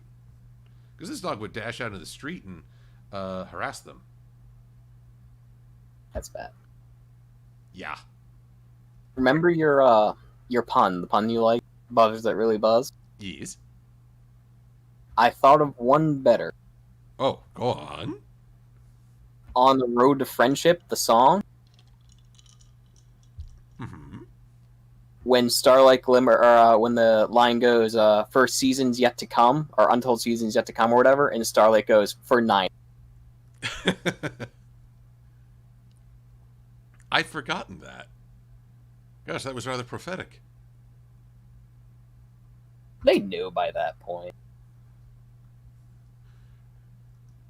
I've sometimes wondered, but never gotten to ask someone on the show staff, how often did you know you'd be getting another season versus when you were starting in on a season? So Hasbro, and you like Transformers, so you know Hasbro operates like this. They work in you get 3 seasons of a show, and after that, you're usually pretty much done. If they like you, you get 3 more. And rarely do they cancel a series mid-season unless it's really So my guess is, since it ended on 9, we never really had a 10, say the Pony Life. It was just 2 renewals, and there you go. After that, it's like, what's the odds that we're going to get rescheduled for another 3 seasons after this? And Pony ran a very long time for a Hasbro show. It did. It was stunning, in fact. Mm-hmm. Honestly, I felt a little bad for G.I. Joe. Their Renegades only lasted a season. Yeah. Of all the Hasbro properties, I'd actually argue G.I. Joe's the hardest sell.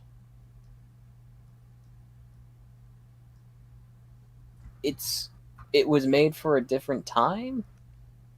That's true. Transformers is so sci-fi, it can take place in almost any context. Mm-hmm. And My Little Pony, again, fantasy world. Steampunk-esque technology is actually kind of endearing. This term is magic punk. Thank you. Magic punk. Ooh. Magic punk, instead of diesel punk or atomic punk, it's magic punk. Are there magic punk series? I must read these. I'm sure there are. If not, writers in the chat, hop to, please.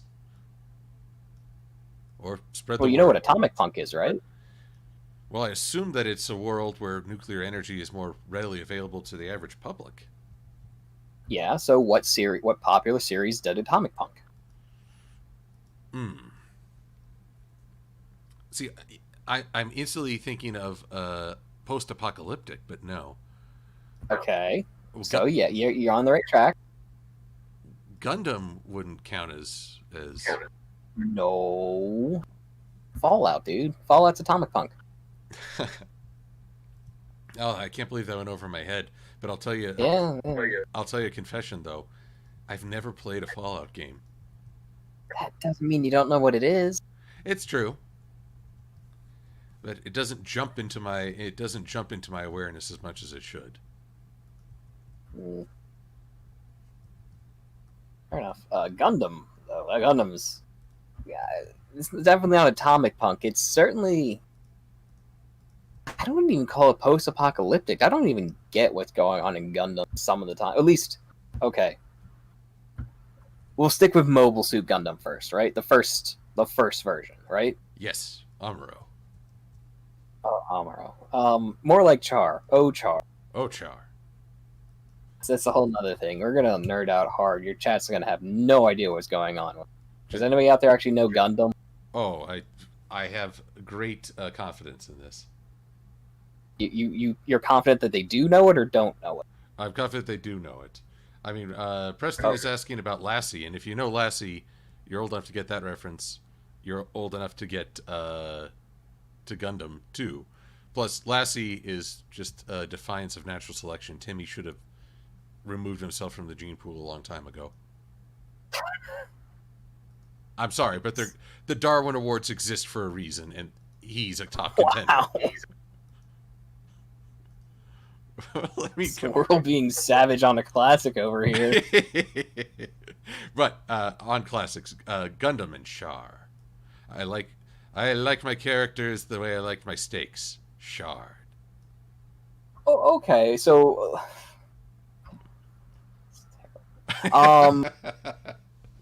there is. I'm trying to think. There's no character in My Little Pony that I would say is the Char. In the sense that it's the villain that you're totally rooting for, even though you could definitely argue that Char isn't a villain, and he totally is. But let's not get into technicalities. Villain that you're rooting for over the main character. Yeah, I don't think even Starlight fans were that avid. No, most of them didn't want Starlight to beat Twilight. Most people like Discord after he reformed, but not really before. Someone said Tempest. I'm sorry, I can't read your name. My screen's really tiny. I can't read any of the YouTube names. I can barely read the comments. But they said Tempest in the movie, which is true. Tempest is a villain that you probably do like. Somebody mentioned Evangelion, which let's not get there yet. Let's not get there yet. We're still on Gundam. But did you want Tempest to win? I don't think I wanted Tempest to win. I certainly liked her. I think she was awesome. Yeah, but Char was a guy you actually when you saw what he was trying to accomplish, really. You felt for Char. You wanted him and his goals to be complete, which technically they did get complete. He killed Lady Cassilia too. It was kind of crazy. He was like, he was like, Cassilia, heads up. Literally. I hate you. But yes.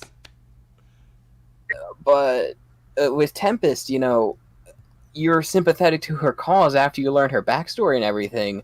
But her cause changes to defeating the Storm King. She no longer wants to defeat Twilight and everything either. After, no, she has a change of heart. Char doesn't have a change of heart. He's just Char. If anything, Amuro has a change of heart multiple times. Yeah, I don't want to pilot Gundam. Now I do. Now I want to leave. Now I want to come back. Maybe that's why Char is so enjoyable. He is probably the most committed character in the whole series. Well, Lala was pretty committed. Committed to dying. And Amuro literally just stabs Lala with a giant sword in her spaceship, and then immediately looks at Char and goes, "You." The denial is Amuro, no, this was your fault. I mean, in fairness, Lala did throw herself between them as they fought. Yes, but Amuro is a new type. He should have known that was gonna happen. Wait, I just realized Lala's got the same survivability as Timmy. If only we had Lassie in space. Ugh. What's that, Lassie? Lala fell down the well? Ruh, ruh. That's okay. She'll new type her way out of it. Yeah, not kidding. Man. Oh gosh, so somebody also had mentioned Evangelion once we started talking about Gundam and Char, and that's a whole different can of worms. I don't think there's any comparisons to make between Evangelion and My Little Pony, except the one. Note the two. There's two. Mm-hmm. The two. The Spear of Longinia. Mm-hmm. Which. And oh no, you know what that is, right? Yes, and I remember it's what became the Staff of Sameness. Yes, it's the Staff of Sameness. It's basically the same thing, and they've never commented on it, but like it's too much exactly the same thing to the point where there's an amazing clip of a white party pony. I don't know his name, like Snowflake. Oh, Double Diamond. Sure, why not? Where he trips throwing the spear, and then it cuts to oh, poor Asuka in Ava Unit 3. Yep. And the cut is just perfect. And painful. Like, mm-hmm.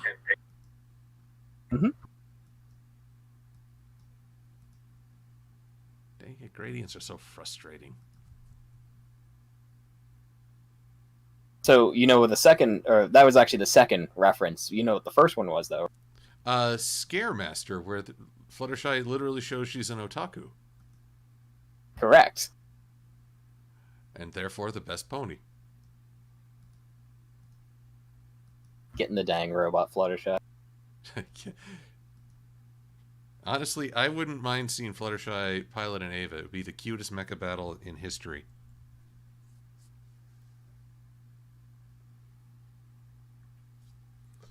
Oh, actually, Mighty Dirk. Silver quilted. I'm sorry? What's a silver quilted video? Oh, for a time when I was, well, still am, really behind on videos, I would do these really quick edits using a gift of a quilted silver quill I received at crocheted is the proper term. But okay. I was ignorant at the time. So it would just be me giving sort of a more initial reaction to episodes. But they weren't terribly memorable, and truth be told, at the end of the day, I felt more like I'd rather make a memorable review than an instant review. Hmm. Even if it's an episode I don't feel strongly about, it's the game within the game to find out, well, how can it be relevant? How can it touch on something more? And sometimes, unfortunately, that takes time. Also, as you guys can see, vectoring. I try to do... I gotta say, the vectoring sub-community of the Brony fandom, they're great at characters, but I feel like backgrounds have really tapered off. Folks don't want to do backgrounds right now. Certainly a lot more effort, isn't it? It is, and one, it makes me applaud the people who have done background vectors, but also the show staff and all they do. Like, okay, what I'm drawing right now, these silhouettes of trees, it is deceptively simple. I mean, it looks really easy, but then you realize all the curves, how you really convey the idea. My hat's off to the show designers. Even though I'm often critical of Twilight's Castle and its look, its color scheme, there's a lot they do really well. Well, they blow it up anyway. Or worse yet, they abandon it. No, it blows up, doesn't it? Oh, Twilight's... Well, the library, the Golden Oaks Library, that's gone. That's a smoking crater. Yes, but that becomes Twilight's Castle, doesn't it? Well, no, the wreckage is still in Ponyville, as far as I know. They don't visit it very often. It's like a smoldering tree somewhere still in Ponyville. Yep.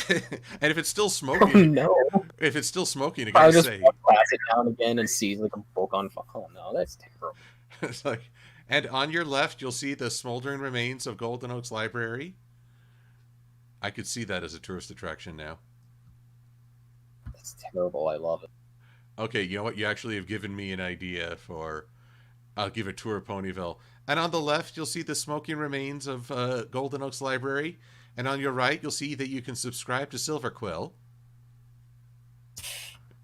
Yes. No. What you do is on your right, you'll see a bell. You should click on it, like it, Like and subscribe. Okay, Subtle. yes. Yes, I like this. This is good. Saddle. As subtle as a garbage truck running you over. And Sweetie Bloom is right in saying that they took one of the smoking roots, the burnt out roots of the Golden Oaks, and made it a chandelier over the map room. Oh, right. That's what they did, because that was when Twilight was all like, I'm sad because I'm the princess of everything and have a castle. Well, but it's a castle where you're the sole occupant. Well, her and Spike. She didn't have to be. She didn't. She's the princess. She could let anybody live in that castle if she wanted to.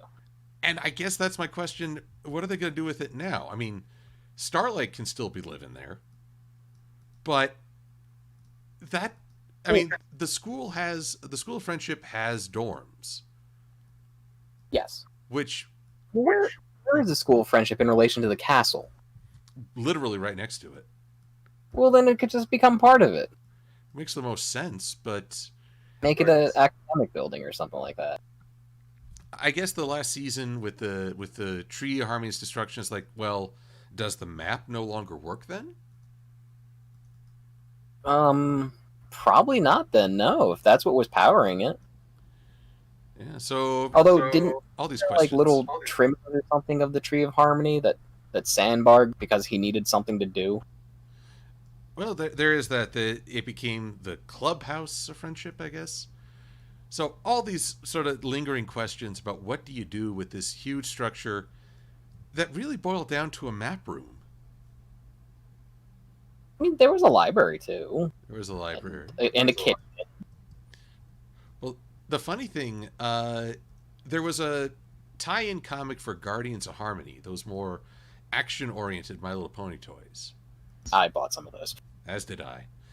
And in one of those, Twilight, the armor from that toy line, is gifted to her from the Tree of Harmony through the castle in a totally separate room that just sprouts up. And while that does scream plot convenience, it also ties in with the idea that the tree can do more. Like many That's a elements, smart. I feel like it was underutilized.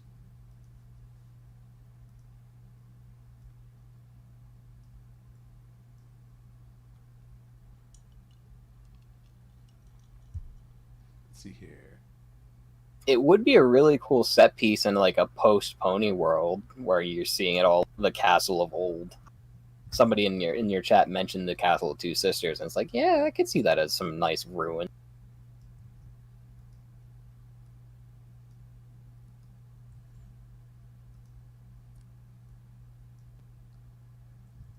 Excellent. Here we go. But yeah, show the ruins of Golden Oak. Show the deserted castle of friendship. Well, there's nothing left of Golden Oaks. That would be a new tree by then, because the roots were still there. So it will eventually. That's one way to save on reconstruction costs. Yeah, you just got to wait a couple hundred years. Knowing Twilight, she would. Because as Dusty recounted, It's funny because she survived. well, as Dusty recounted at a convention, it was this young fan who asked, "Will Twilight outlive her friends?" And it was the It was the elephant in the room for everyone. It was this young fan in total innocence, no malice. She was like 9, wasn't she? I'm sorry. She was like 9. It was a small child, like not even a like young adult. It was a child. Yes, and she pinned it. I think were anyone else, you would assume malice or aggressive fan, but no, it totally innocent question. I forget the answer. I don't remember it either. I wasn't there for it. I just know of it.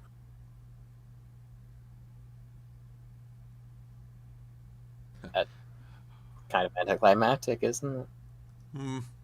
Well, a big unknown for the future, which is sometimes the safest answer, I guess. I see Rusty Helm 93, the one suggesting I take over the prince at the Castle of Friendship, as my own build your own castle idea got undermined. Didn't you have a castle in your early episodes? I did. I was under construction, but funny enough, when they did, dang it, what was the students getting their own clubhouse of friendship? Dang it, root of the problem? Is that what it's called? Yeah, this one sounds about right. I don't remember. Uprooted. There we are. Uprooted. They basically utilized the Castle of Two Sisters again, so I had continuity blow up my project in what I consider a fine bit of poetic irony. So you followed your own continuity? Well, more like I undid my own continuity in deference to the show. But I vowed, and I still intend to reconstruct it. I just don't know how yet. Eventually. Let's see here. Another question, just sort of related to reviews. Why did I abduct Pinkie for the start of the one where Pinkie Pie knows? Well, I mean, it's an episode where she's trying to keep a secret. Surest way for my character to meddle is to be directly antagonistic. And then I actually, in one of possibly a tasteless, I am a tricksy secret police officer. Because I just went way overboard, as is my penchant.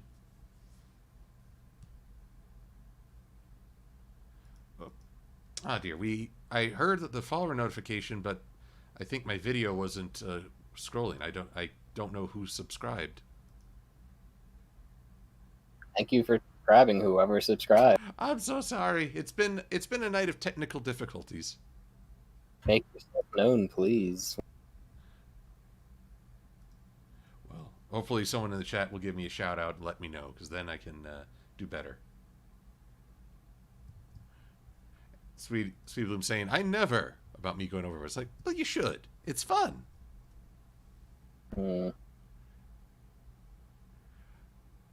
Okay. I'm pleased with the progress, because feel like I've gotten some of the hardest parts of this room put together. And this is always cheap entertainment.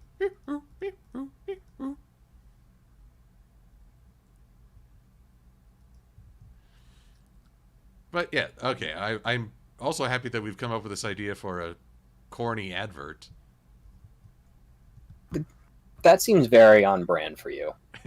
It does, which And I hate makes that I it... said on brand, but Well, at least you didn't say Firebrand. have I beaten him at Prance yet?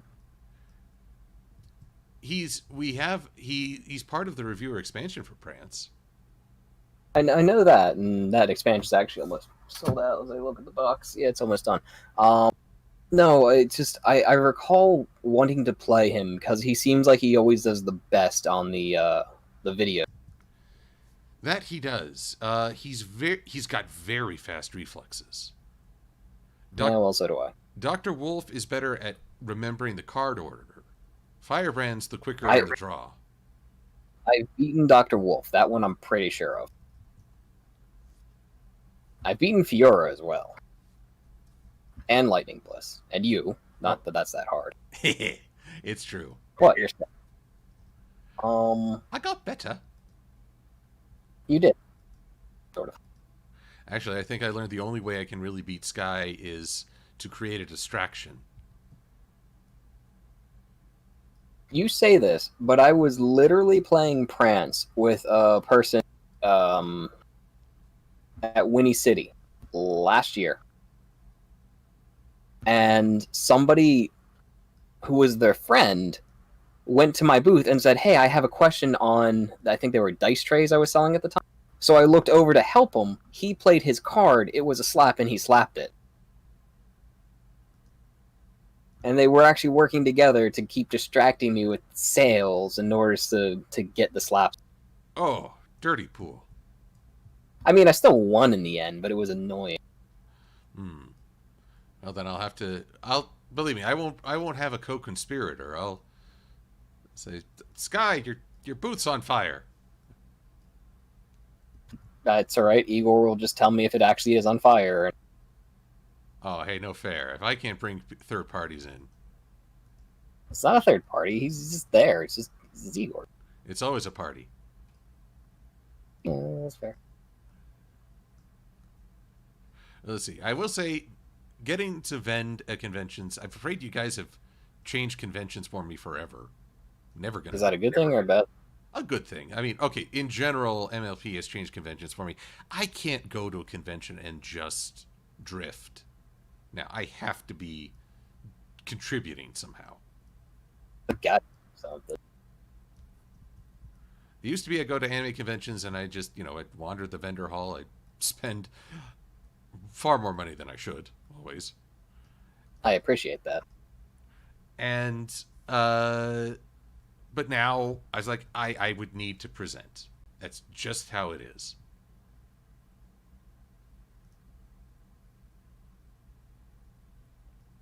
Whoop, come on. Yeah, I'm seeing kind of wiggle or fighting this little squiggle on the circle here. Yep. It's a lot of wiggly squiggly. But unlike life, there's a simplify button. Yeah, My Little Pony, and it spirals. Oy.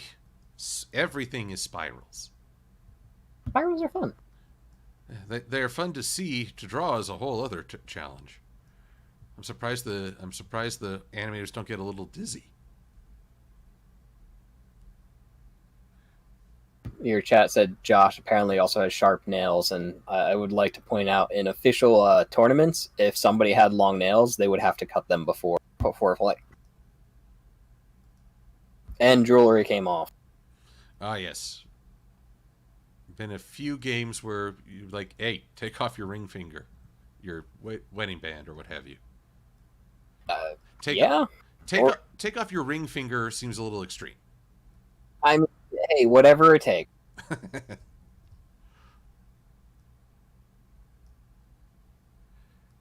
y'all don't mind, I'm going to just a little over the usual stopping point because I'd love to get this floor pattern and show how I go about creating these things. When's the usual stopping point?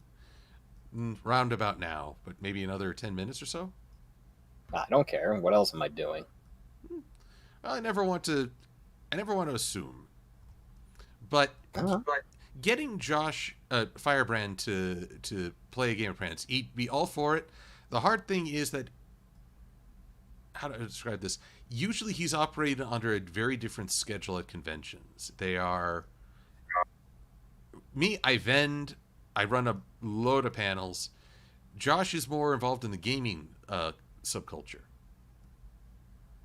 and so This is a game. well, Prance is a game, but it's in the vending hall rather than the game room. And then when evening comes around, he wants to have dinner with folks who catch up. So, but I will make it a goal. The next time we are at a convention, I will get him to your table, and we will record a game of Prance. Interesting. In fact, if I'm you also heavily up for this. There's a furry version of Prance now. yes, That's been interesting because I had one con to sell it, and then did it go well at the con? it did about as well as Pony Prance did the first con I ever sold it. Ah, So I have to imagine that if cons started up again, I'd be able to keep going with it pretty solid.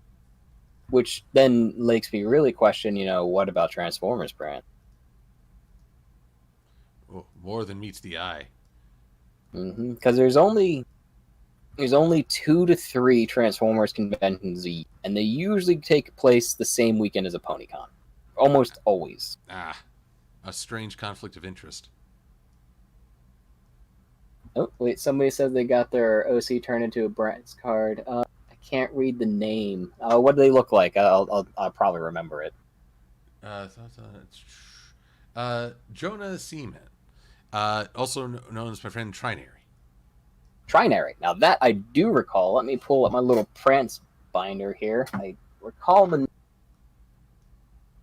What color is the horse? Oh, I should know this. Well, it's been a long week, so I confess to being a little brain fried. With wing. Oh wait, no, the zebra, the gray and green zebra. What am I?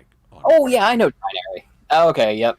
I know that one exactly now. They're the only zebra in game. Hey, there's a milestone. Yeah. And it's Kilani. Is the proper name? Yes. Apologies. Answering another question, Thomas and Friends. I think it's an excellent kid show,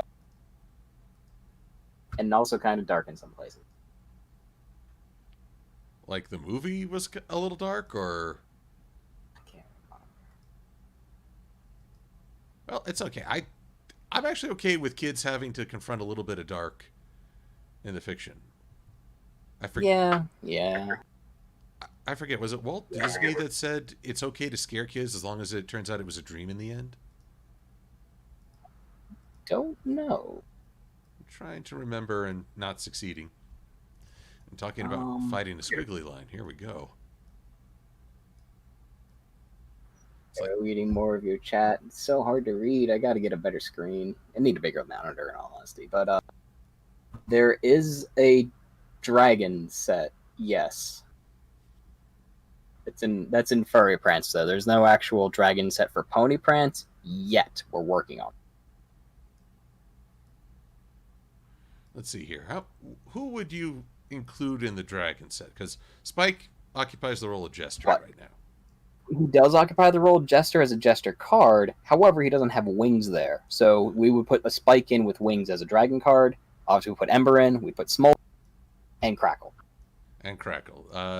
Garble didn't do enough to endear. Gargle can literally just not exist. I feel so bad for Vincent Tong because every character he's ever voiced in My Little Pony ends up just being a pathetic thing that nobody likes. Really, I will say, She's All Yak made me like Sandbar. It convinced me. He doesn't get to do a lot, but he's got game. He's a great voice actor. He's a great person to hang out with too. It's just his characters are always just so those characters. Yeah, like, He's got what? Pony Joe, Prince Blue Blood, Garble, Flash Sentry, and Thunderlane's kid or brother or whatever. oh, Rumble? Yeah, Rumble. Oh, I And forgot. Rumble's probably the best one of all the characters he's done in terms of like likability. Yeah, you kind of empathize with him, Kind of. even though he becomes very, very aggressive. That being said, do you remember the Pony Christmas album? The po- I know, I remember it. I don't remember. Was he singing in it? He was, because he always wanted to do a singing role in My Little Pony. That was something he told me at my table one. And I'm almost positive, no guarantees on this one, that there was a pony called like Coal Dust or something like that. It was supposed to be, it was basically Button Mash. And he sang that role of not Button Mash, because they couldn't call him Button Mash because the whole Jan Animations thing was going on at that point. But That was an unfortunate bit of events. yeah, it's like the dark part of Pony there when Hasbro did. When Hasbro was Hasbro. Okay, so as far as a large company like that allowing artists to, I'm not going to say use their IP, but to wiggle within it. Oh god, Featherbangs and Sandbar, you're right. Jeez, poor Vincent Tom. Oh, actually, the greatest indignity isn't related to Pony. He had to play Daniel on Voltron Force. No, why? I know, right? I totally agree with you. Vincent is one of the coolest people you can hang with. He's awesome. But for some reason, his characters usually draw the ire of people. And Voltron Force was not a good successor. No. Key difference. Voltron Force, Legendary Defender's a whole other deal. And we won't even get into Voltron the Third Dimension. Go back to Gundam again if we're talking about Mecha. Talking about Mecha. Well, we could always talk about G Savior if you really want to hit below the belt. So, okay, here's a fun one, and I think you might have brought it up with your discussion of Pony Life. Was SD Gundam? Yes, I'm pretty sure you mentioned it, right? I did.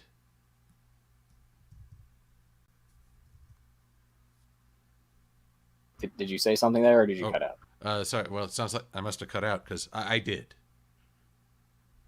Yeah, and SD Gundam was completely different, but good. Very good. It could be fun. I know for a lot of people, unfortunately, like their first encounter was Cartoon Network and Superior Defender Gundam Force. Not a very different style, and therefore maybe not as enjoyable. But you watch some of the old SD Gundams, and they're just good fun.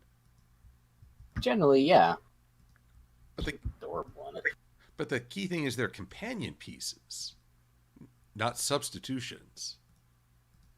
No, it'd be absurd to think that, which is hopefully something people take into Pony Life, is that it's not going to be the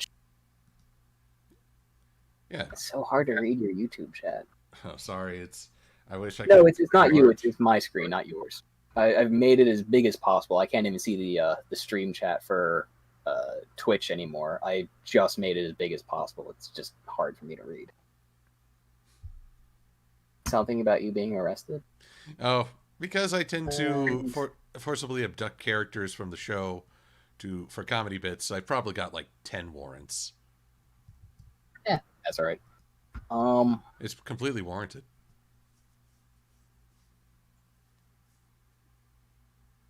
I don't know. Yeah. All right. Well, I think right now. Oh, yes. Mm-hmm. All in all, crystalline towers. I don't think I've ever seen a shot above this, but using this as a reference, I could go a little higher. That'd be good. What would you put up there? Like a chandelier? Well, yeah. Whoops. There is something. These little crystals are hanging from something, but I don't know what kind of chandelier Twilight would have. As Sweetland pointed out, her last one was very the roots of the Golden Oaks Library. I But mean, it's entirely possible to just reuse that room. it is. But well, it's kind of like we were talking about. I like vectoring. I like being show accurate, but I also want to be able to add to the world, not just copy it. Right now, this part is more copying. When I get to drawing the characters, that'll be my own poses.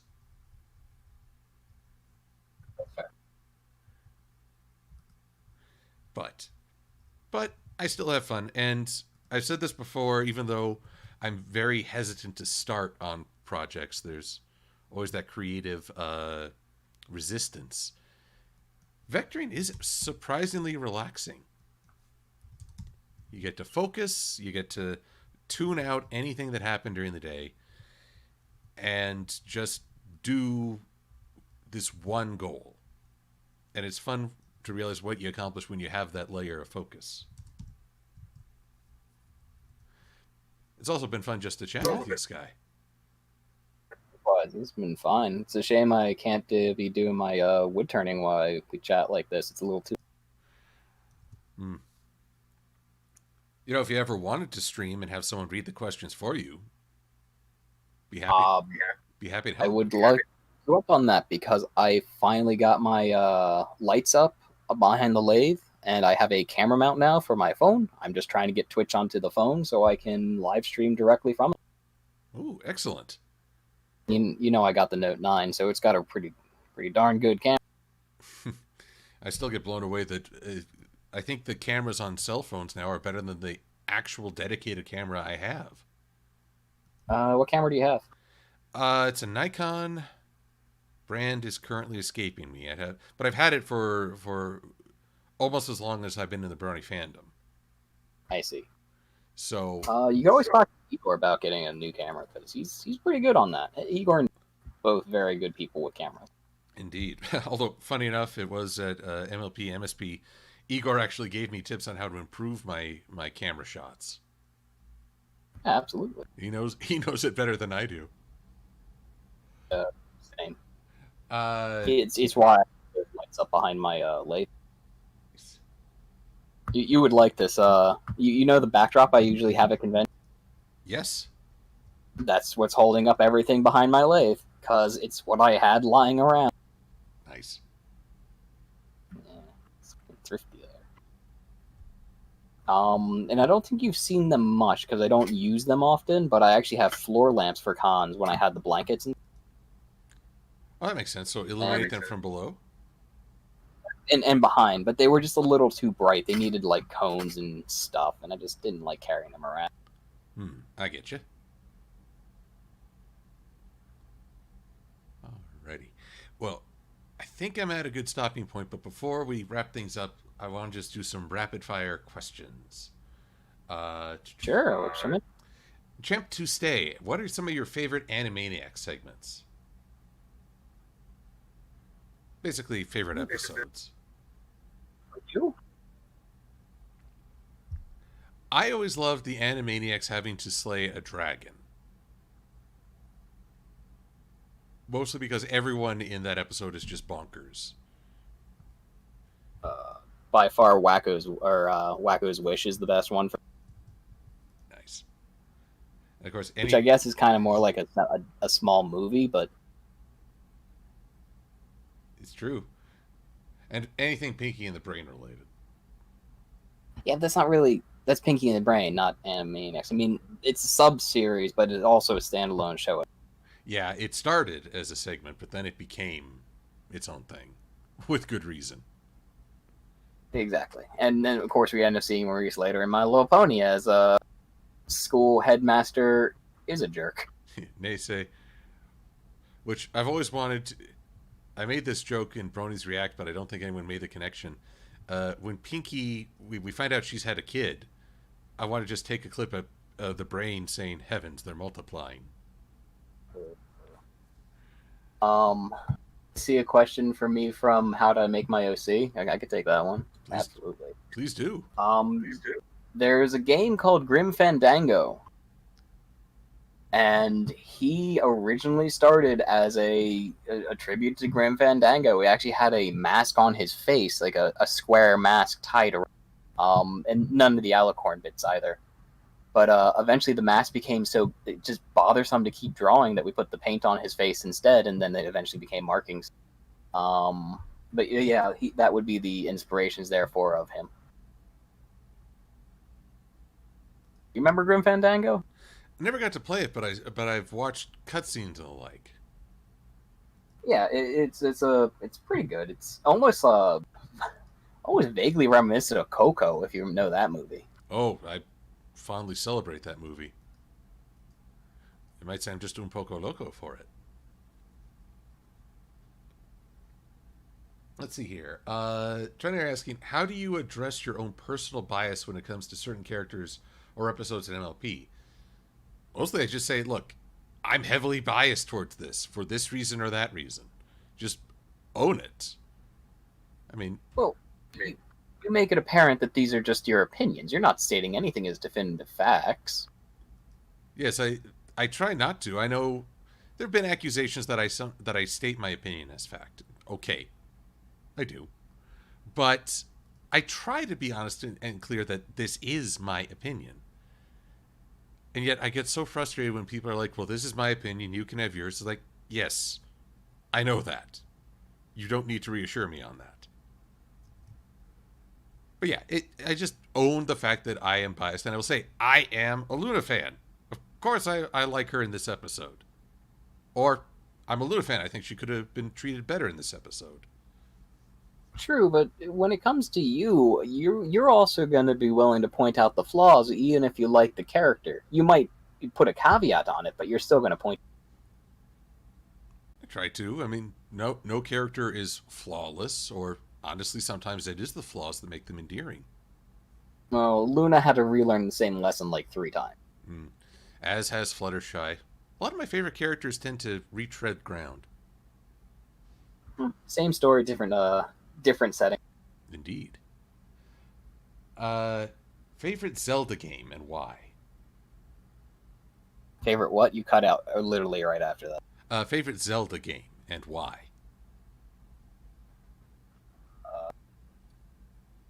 Ocarina of Time, and because it was the first game I owned on the N64, so I played it to heck.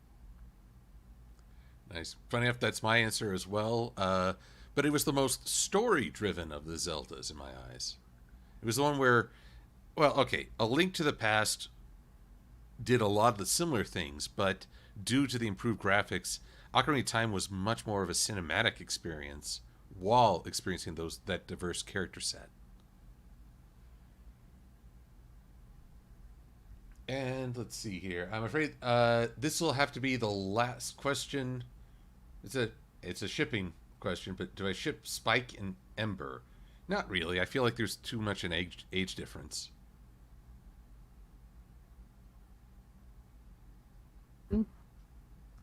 Sky, I don't know if you have strong shipping opinions. I mean, that Spike and Ember? Yeah. Not really. Like, if I had to ship Spike with anyone, and I don't because it's Spike, maybe Rarity? Maybe? And if Ember was going to be shipped with anyone, it'd probably be, what do you call it? The Changeling, what is it? Oh, Thorax. Yes, sorry, you cut out for me, and I was like, oh, is he saying Thorax? Yeah, like, if I had to, but again, it's just not a character I really see as the shipping character, you know? She doesn't need nobody. She's Ember. She's fine. That's right. I like the idea of connections, but it's not like you have to be in a relationship to have value. No. Yeah, exactly. Alrighty. Well, I think this is a good place to call it. I'm sorry we couldn't answer everyone's questions, but Hopefully you'll keep coming back and we can answer it next time. And Sky, it's been really fun just chatting with you, catching up, reminiscing. Absolutely. Hopefully next time we fix our audio issues. Yes, Discord can stop being so mean. Yeah, I'm only at 2 bars, but it is always fun. It's good to hear from you. It's good to hear from people in the chat. Feel free to steal continuity jokes. It's meant to be stolen. But we'll look forward. I hope everybody has a great weekend. Be safe, be well, and we'll see you next time. I'm Silver-Quill. Thanks for watching. Say goodbye, Sky.